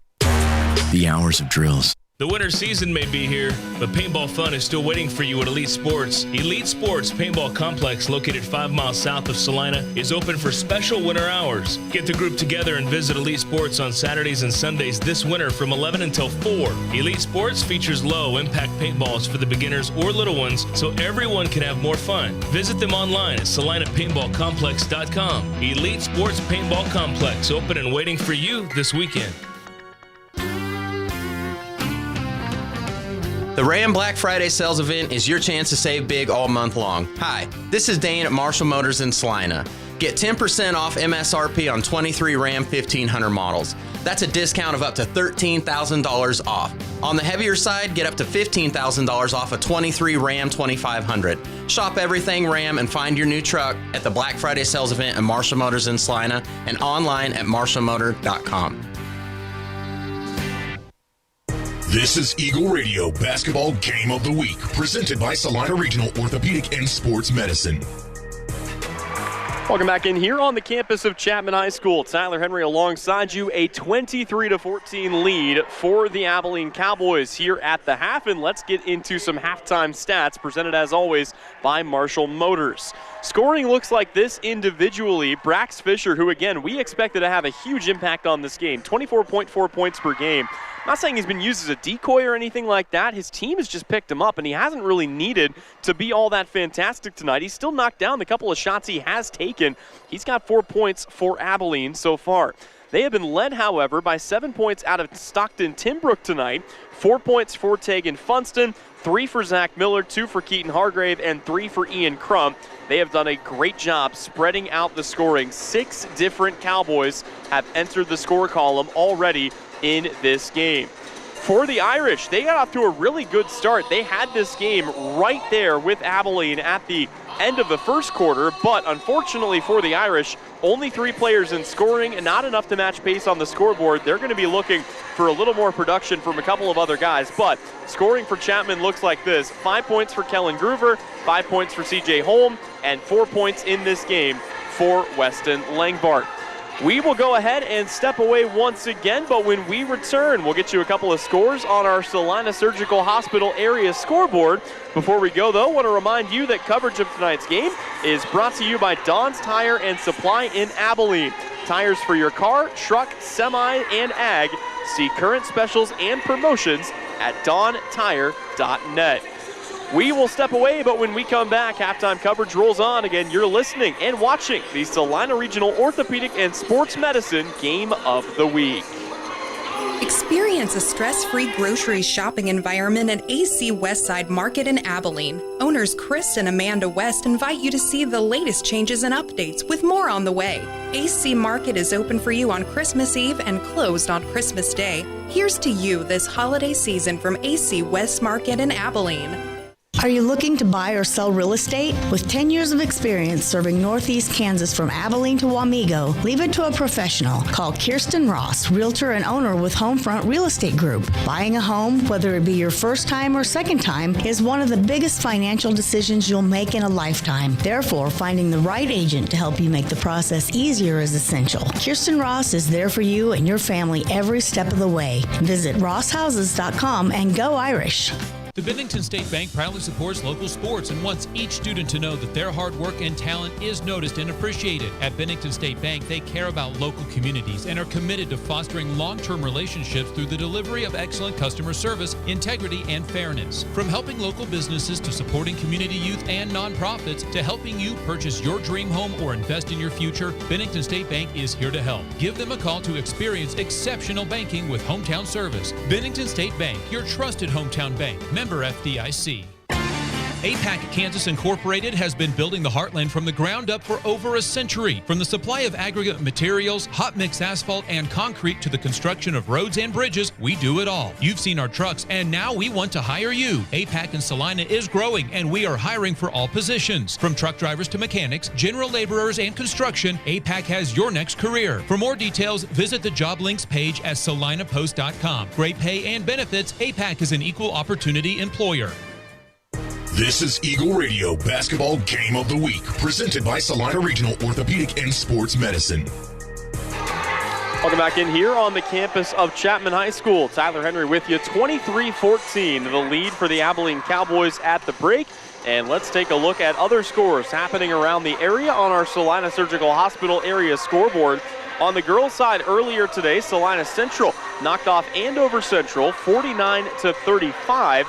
Was your final in that one. Of course, in game one of our doubleheader, it took 2 overtimes to sort it out, but the Chapman Lady Irish were able to get the win 55-50 over the Abilene Cowgirls. I have one final to pass along to you from yesterday, actually a couple of finals, as we had a rare Monday night series for you on the Salina Post. That saw the Southeast of Saline Trojans playing host to Sacred Heart.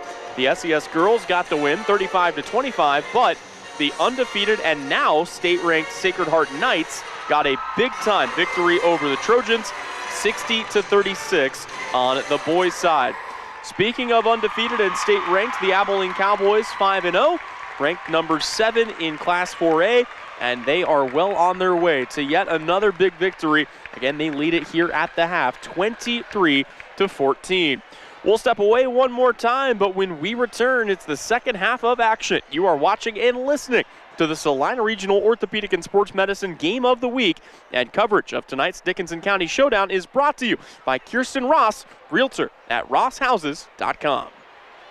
Gabe with Sage Products in Salina, offering industrial strength products that get the job done right. We are featuring hospital-grade disinfectant sprays, wipes, and hand sanitizers to keep you safe this time of year. We carry toilet paper with a large assortment of hand towels. Check out our private line of colorful products like Mom's Streak-Free Glass Cleaner or our friendly Amazing Green Bowl Cleaner. Go online to sageselects.com, visit our 9th Street location in Salina, or call 309-1919.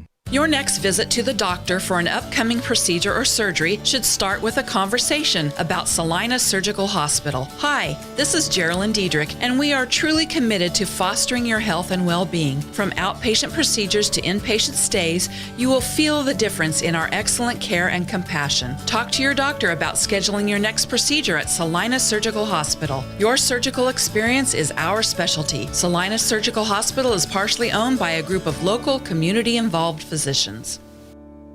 Insurance is something we all need in our business, home, car, and life. But do you really understand what's covered? And most importantly, what you are paying for? Hi, this is Rob Carlson in the Salina office of Smart Insurance. Change is good, especially if you haven't looked at your insurance policy lately. I can help you understand what you need and where the gaps are in your coverage. We provide free quotes and take pride in looking out for you. Smart Insurance, with locations in Salina, Abilene, and Harrington. Give us a call today. Winter travel can be treacherous if your tires are worn out. Stay safe with an inspection at Commercial Tire Company. Cold weather also drops the inflation in your tires. Get them checked today to avoid losing grip or damaging your tires. Commercial Tire will help keep you safe. For repairs that aren't tire-related, our automotive and diesel mechanics will fix it right the first time. Commercial Tire Centers, West Crawford and North 9th, Salina. Commercial Tire Centers, where service is everything. This is Eagle Radio Basketball Game of the Week, presented by Salina Regional Orthopedic and Sports Medicine. Well, both teams back on the floor. Chapman trailing Abilene 23-14 here on their home floor, looking not only for a comeback, but again, for what would be their first win in this series in over a decade, and trying to get it in dramatic fashion. This is not the same Chapman team they've been the last couple of years. I mentioned the records before, but they are building, or rather maybe rebuilding something here at Chapman. Again, 0-20 2 years ago. Last year, 4-17, sorry. This year, already 3-2 to start the year with a couple of big wins, including, again, a double-digit win over Wamego, and right out of the gate, a lay-in for C.J. Holm to cut the deficit back down, but still a big 23-16 Abilene lead, and the Cowboys looking to take those points right back.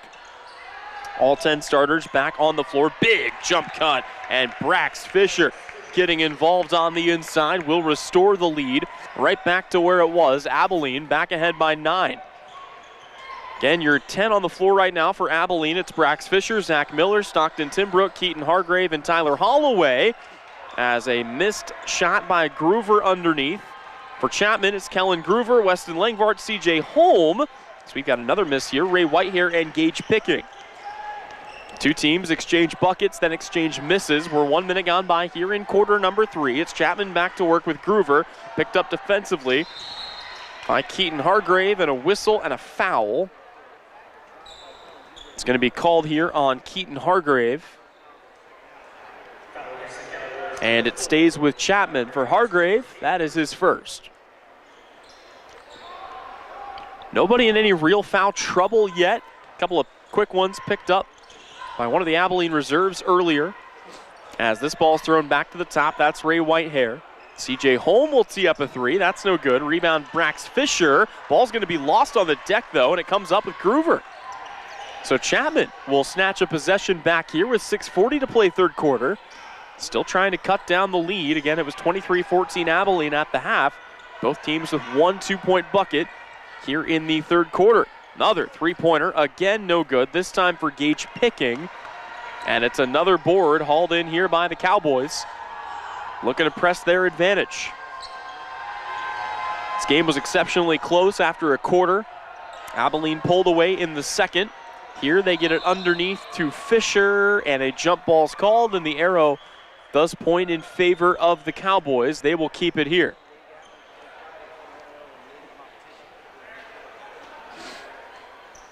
And 6:10 remaining. Abilene will lob this in to Tyler Holloway. He'll hand it off to Miller. Miller thought about a 3, instead goes to Timbrook on the baseline. Timbrook throws it back out. Holloway left alone. Tough shot, no good. Rebound is, off the baseline. It is Chapman basketball. And the defense is back on full display. We had a stretch in the second quarter of a little over 4 full minutes of game clock with no scoring. And it just goes to show you the intensity that both of these defenses have when they dial it up. Gage Picking on it right now on the right wing. Cross-court pass to Groover. Lost his dribble, now picks it back up. Tries to thread that through a double team and instead throws it away. It's another turnover here on the Irish. This is Fisher on a hard baseline drive, and he is fouled for his trouble. So it's 2 quick fouls here. Gage Picking with that one. And that's one thing we haven't had a crazy amount of in this game, and that's free throws just in general.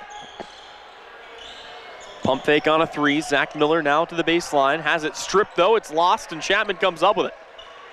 So now the Irish back up the floor with Picking. Both teams, it looks like, want to slow the pace down just a bit, and a timeout's going to be called here by Drew Groover. He wants to talk it over. It's a 30-second timeout. We'll keep it right here and remind you that coverage of tonight's game is brought to you by Day Excavating and Concrete. They provide foundation repair work, dirt work, and anything concrete, including new concrete projects and foundation repair. They also have rollaway dumpsters for big projects and sewer pumping and maintenance. Day Excavating and Concrete, they're there when you need them. 25-16, again our score here. Game 2 of our doubleheader. In case you missed it earlier tonight, a double overtime thriller that saw the Lady Irish come out on top 55-50 over the Abilene Cowgirls. And for the team that called the timeout, Chapman got back on the floor awfully quickly. Did not waste an awful lot of time getting their guys back out. Whatever word Coach Groover wanted to give to his team, it was a quick one. And we are ready to resume. 5:18 to go in the ball game, or rather in the third quarter. 25-16 the lead for Abilene. Cowboys lead it on the defensive here. Ball back in the hands of C.J. Holm, just at the edge of the Chapman Irish logo at center court. 5:04 to go, handoff here. Big skip pass over the top, finds Whitehair, and he will hand it off. Again, Chapman has slowed the pace considerably on offense here. Just trying to look for the cracks in the Abilene defense. There just haven't been many cracks to expose. How about that? Gage Picking slices to the inside and comes up with the bucket. That's his first of the night, and it trims the lead back down to 7. Still a 3-possession advantage here for the visiting Cowboys. Back on it here with Hargrave, top of the key in between the circles, picked up here by Groover. Swing pass back to Holloway on the left wing.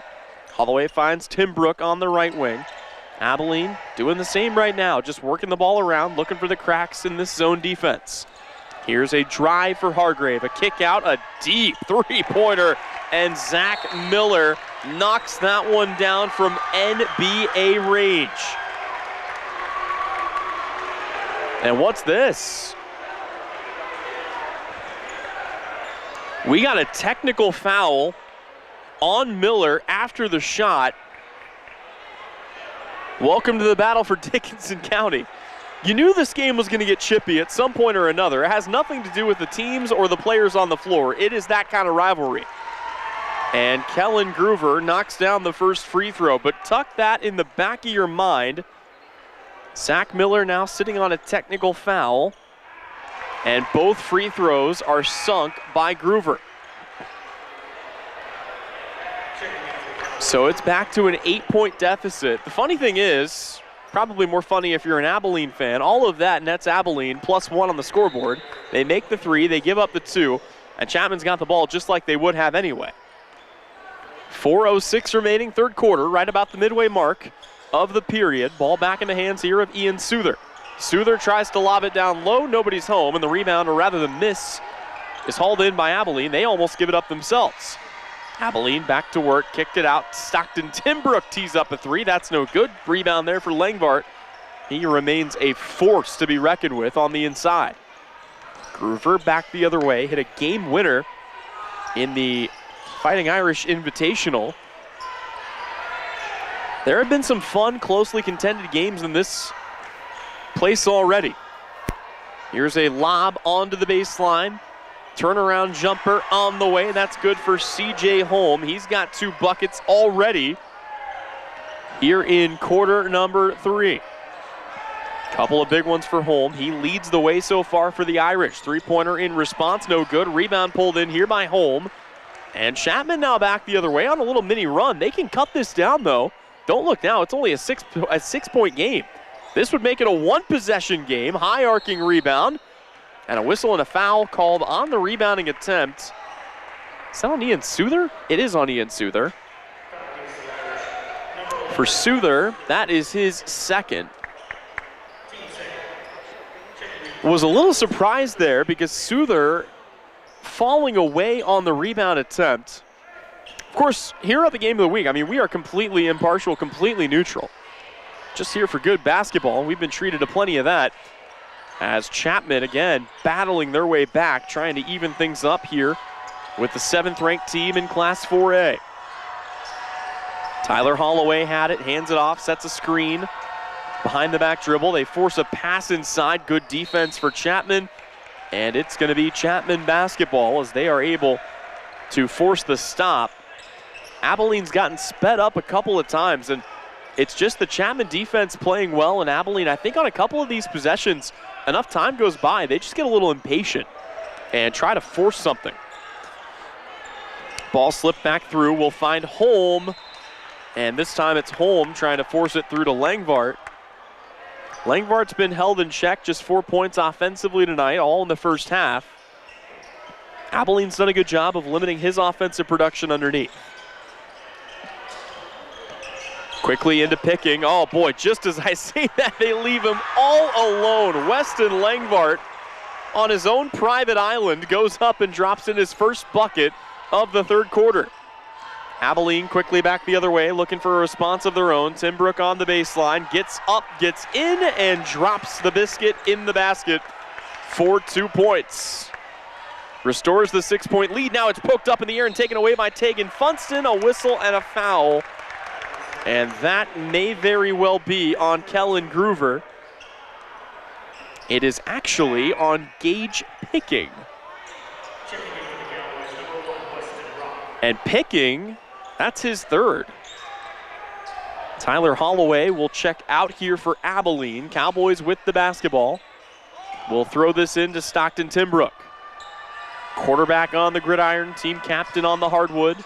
Hands it off now to Ian Crump, who's got a couple of made threes already tonight. Now back out to Timbrook on the wing. Minute 45 remaining, third quarter, 6-point lead for the Cowboys. They hold the basketball, trying to make it 9, and they will. Boy, that is a big three-pointer for Weston Rock, who becomes the 7th individual in scoring tonight for Abilene. And they really, truly have spread this out. Everybody you would have expected to have a bucket tonight does, except for Tyler Holloway.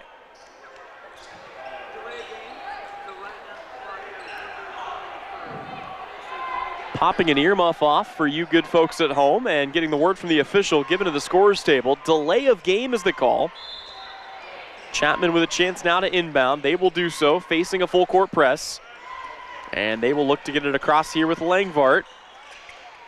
Now across and into the hands of Ian Souther. Souther goes from the wing to the baseline, has it poked away, gets it back. Did pick up his dribble, has to fire this back out to Picking. Picked up quickly on the defensive end. Picking, oh boy, wanting to go down low. Throws the ball away. It's another unforced turnover on Chapman. That really has been the biggest difference in this game.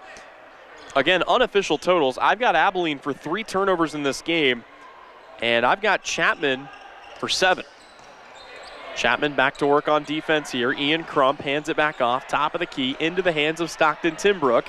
Abilene all of a sudden not in any hurry to get this cart rolling. They lead by 9, under a minute to play third quarter. No reason to be in a rush, as they will have it back out at the top with Timbrook. Fire it off underneath, a great find. Quarterback to wide receiver. That's a connection we saw an awful lot of in the fall as Timbrook finds Brax Fisher, this time for a bucket and 2 points. Groover gets it across here, now into the corner to Weston Langvart, and it's going to be another, wow, almost another turnover. They're fortunate that Groover was in a position to run that down. Final 25 seconds. If Chapman wants, they can take the last shot of the quarter. Looks like they've got the car in neutral here. Groover's got it, edge of the logo, 15 seconds to go. Picked up defensively here on the other side by Funston. Tries to blow by. And we have a whistle and a foul before the shot. It's on the floor. It's against Ian Crump. And for Crump, it is his first. He will check out. Tyler Holloway checks back in. And Abilene looking to defend the inbound with 11.6 seconds left on the clock. Groover throws it in, back to Picking, now into the corner. Three-pointer for Groover is good. Boy, Kellen Groover buries the tray. Time down to 3, down to 1. This is Fisher, a handoff, a 3 at the horn is no good for Weston Rock, and that is how the third quarter will come to an end. Abilene maintains the lead, 35-27. Back with more when we return. You're listening and watching the Salina Regional Orthopedic and Sports Medicine Game of the Week. The winter season may be here, but paintball fun is still waiting for you at Elite Sports. Elite Sports Paintball Complex, located 5 miles south of Salina, is open for special winter hours. Get the group together and visit Elite Sports on Saturdays and Sundays this winter from 11 until 4. Elite Sports features low-impact paintballs for the beginners or little ones, so everyone can have more fun. Visit them online at salinapaintballcomplex.com. Elite Sports Paintball Complex, open and waiting for you this weekend. The Ram Black Friday sales event is your chance to save big all month long. Hi, this is Dane at Marshall Motors in Salina. Get 10% off MSRP on 23 Ram 1500 models. That's a discount of up to $13,000 off. On the heavier side, get up to $15,000 off a 23 Ram 2500. Shop everything Ram and find your new truck at the Black Friday sales event at Marshall Motors in Salina and online at marshallmotor.com. This is Eagle Radio Basketball Game of the Week, presented by Salina Regional Orthopedic and Sports Medicine. Fourth quarter underway here at Chapman. Tyler Henry alongside you. Brian Dennett running the camera tonight. 35-27. Brian Dennett also our master producer here for this Game of the Week. And a, turnover here. Another one on Chapman. And that, again, continues to be a source of their struggle. On the scoreboard, they're right in this. It is currently a 7-point game. If they can stop handing Abilene free possessions, you like their chances to climb back into this game. They've played good defense for the most part. But turnovers have been something that Chapman just cannot afford to continue racking up here. Zach Miller's got the basketball for Abilene. No surprises here. Cowboys are in no hurry. They will slip this underneath. It's another blown coverage. And this time it's Brax Fisher who lays it in. That is back-to-back backdoor cuts for Brax Fisher. And it's another big one to extend the lead back to double digits. It's a 10-point advantage, cut back to 8 on a nifty lay-in for Gage Picking. Picking returns that one right where it came from. Under 7 minutes to play in the ball game. Remains an 8-point lead here for the visiting Cowboys of Abilene. Keaton Hargrave in the corner, top of the key, now back into the hands here of Timbrook. Fisher gives it off, ball poked away momentarily. Good tight defense played by Groover as Abilene continues to swing the ball around the perimeter. Again, no sense of urgency, nor should there be, up by 8. As Timbrook wants to drive the inside, his shot wild, no good. And the offensive rebound taking it on the backside. Somehow, Keaton Hargrave comes up with it. So Hargrave goes back out to Fisher, and we will start the song and dance again. Abilene back to Hargrave. Again, partially looking for an opportunity for an easy, uncontested basket, partially running some clock, up by 8 on the road. Zach Miller drives back inside, hands it off to Timbrook again. Guards just playing keep away with Chapman here with no shot clock. Big block on the backside, but a whistle and a foul is going to be called. And you can see fired up and frustrated right now is Kellen Groover. He thought that was clean. It is just the first foul on Groover, which is a small wonder when you consider how good a defense he's been playing tonight. First free throw on the way, and no good for Keaton Hargrave. Jed Moody back into the ball game here. Checks in to replace Ian Souther. On the other side, Brax Fisher back in alongside Tyler Holloway. Second free throw. This one is good for Keaton Hargrave. And it's back to that 9-point advantage. Still a 3-possession game, but time's a wasting on Chapman. 5:38 remaining. Trying to break the full court press, get it across half court. It's going to lead to an easy, wow! Would have been a great block. Think it's going to be goaltending. Or are they calling a foul here? There's no way it's a foul. Yep, it is going to be goaltending. This is an athletic block, but hey, you can't do that. And Chapman going to collect a bucket as a result.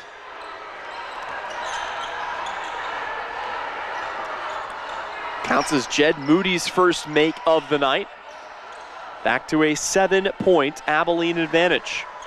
5:19 to go, still in clock wasting mode right now. Ball back on the outside to Fisher. Fisher wants to drive baseline. He's shut down, kicks it back out to Holloway. Holloway left open, not his shot, turns his back to the basket and travels with the basketball.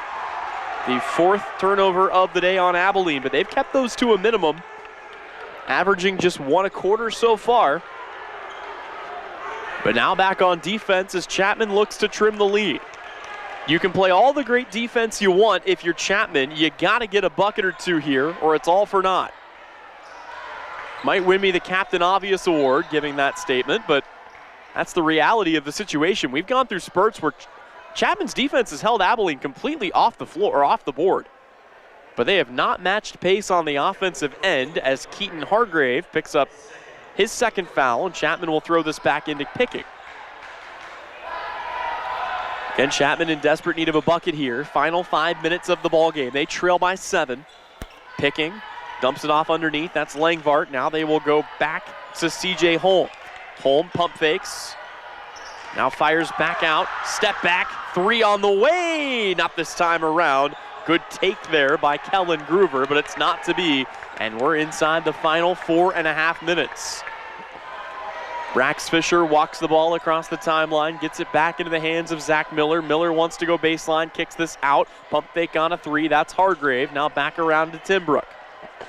And Timbrook content to walk it out and drift around the perimeter as the passing game continues. Here's another kick out. That'll lead to a wide open Keaton Hargrave 3, and he buries it.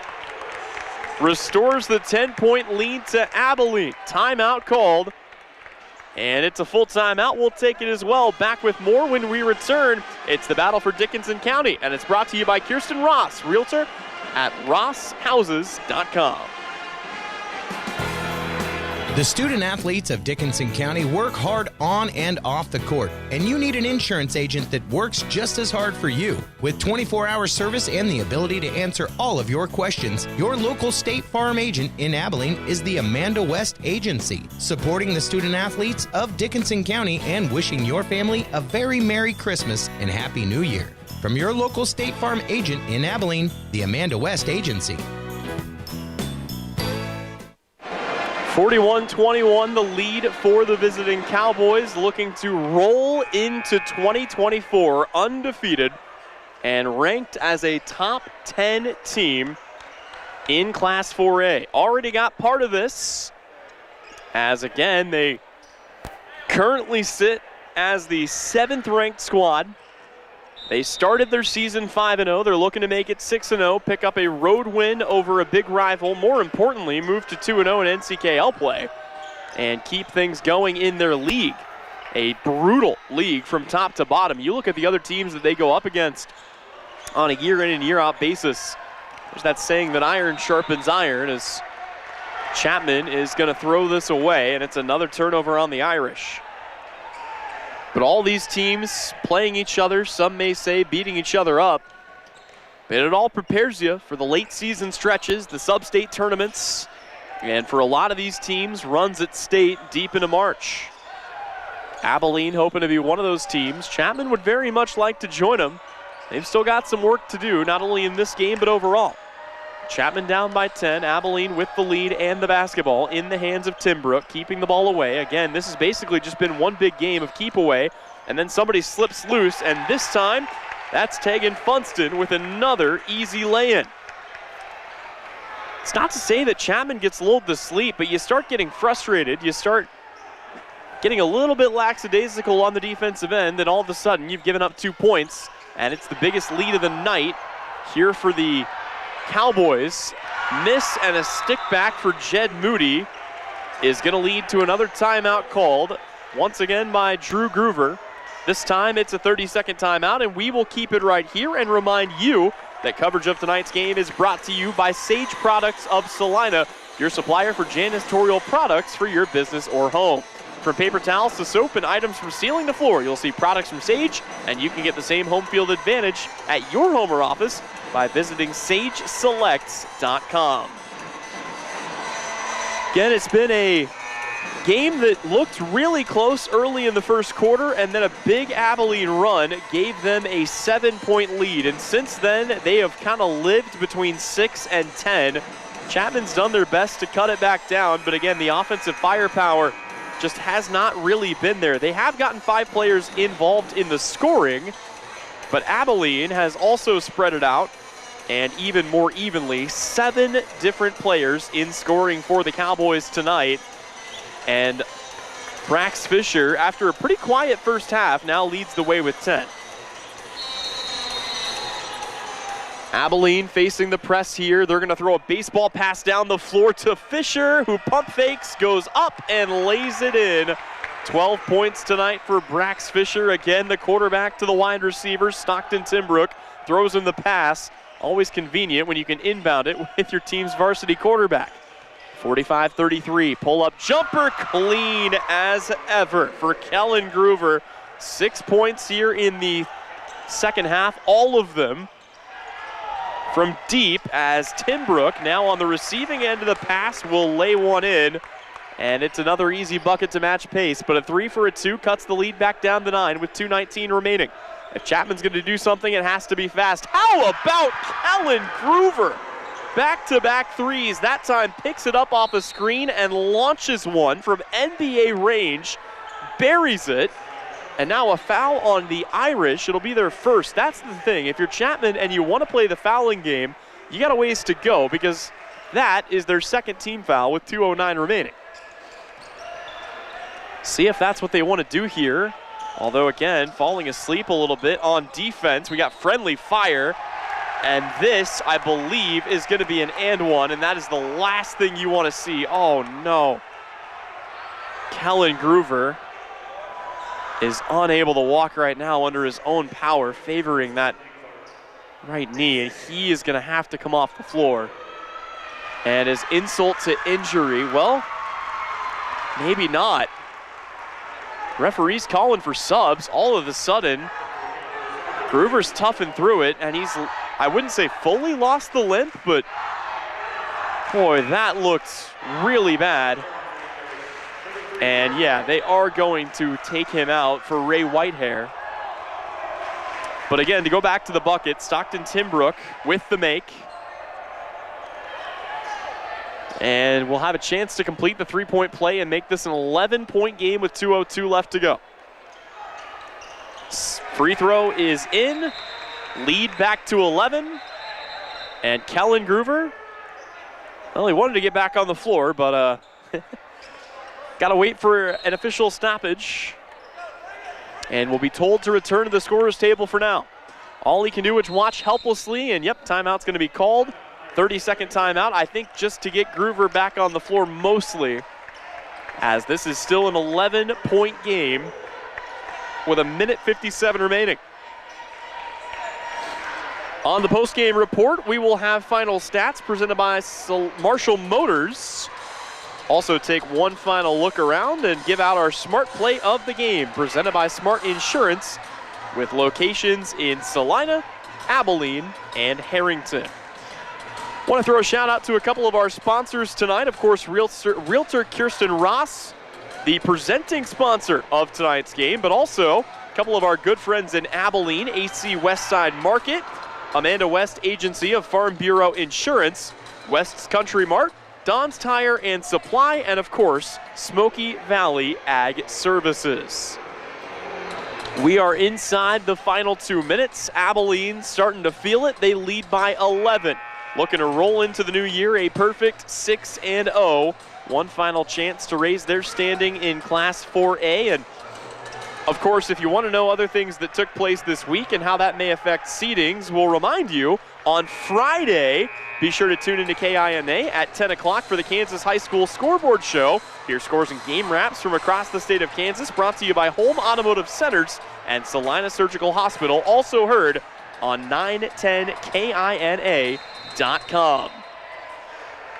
Final 2 minutes of an 11-point ball game. Chapman gets the basketball. They trail. And if they want to go on a late run, they need buckets, and they need them fast. Ball comes out to Langvart at the top, looking to get that back to Groover.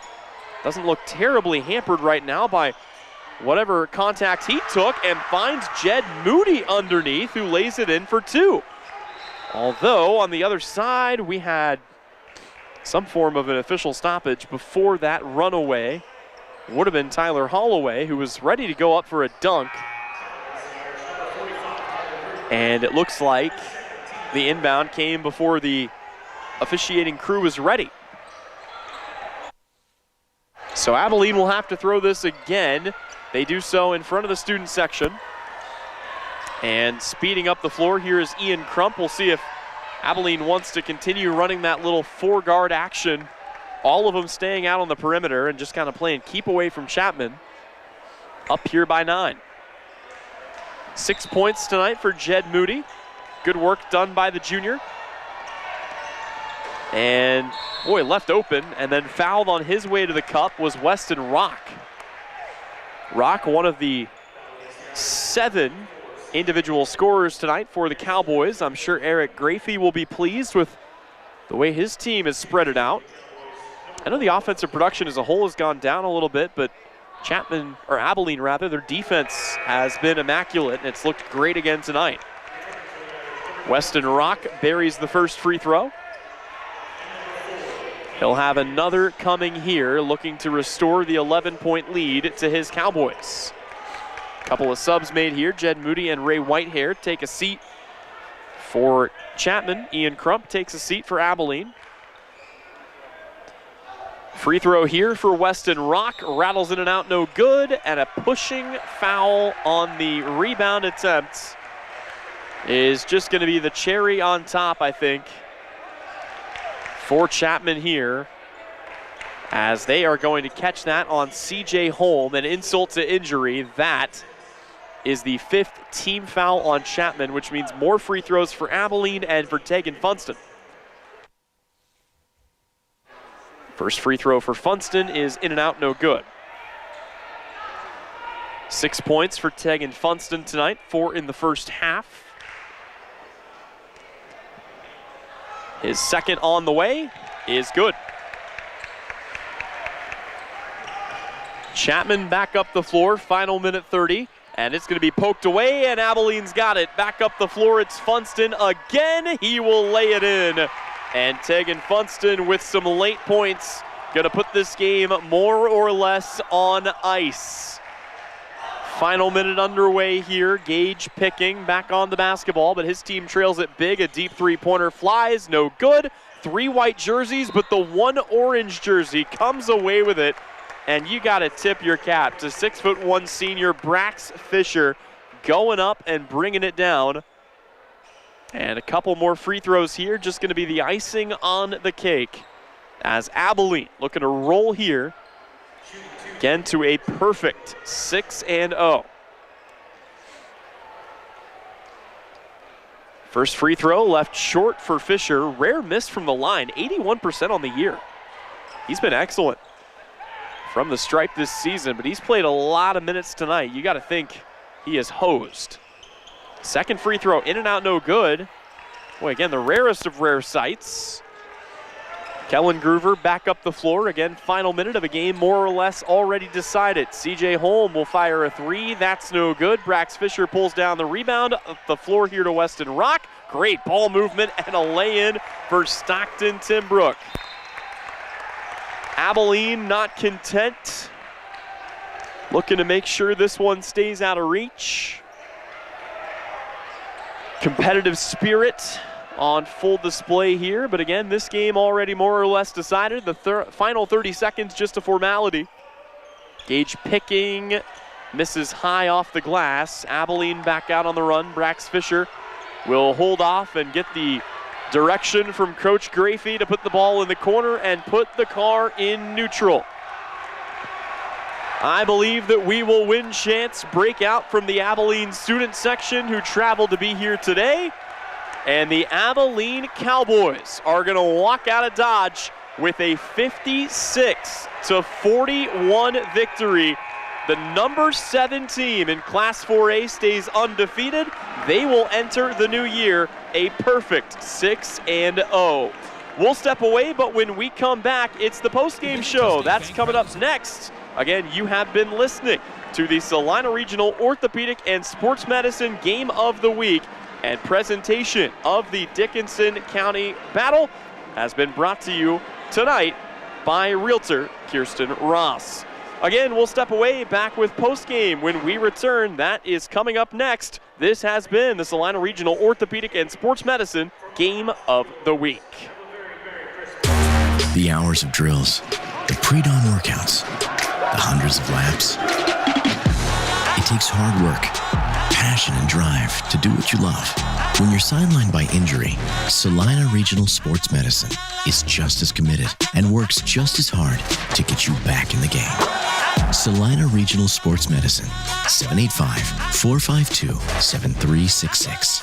SalinaRegionalSportsMedicine.com. It's the holidays, the most glorious time of the year. Friends and family coming to your home to celebrate with dinner, drinks, and that terrible, horrendous smell. What is that?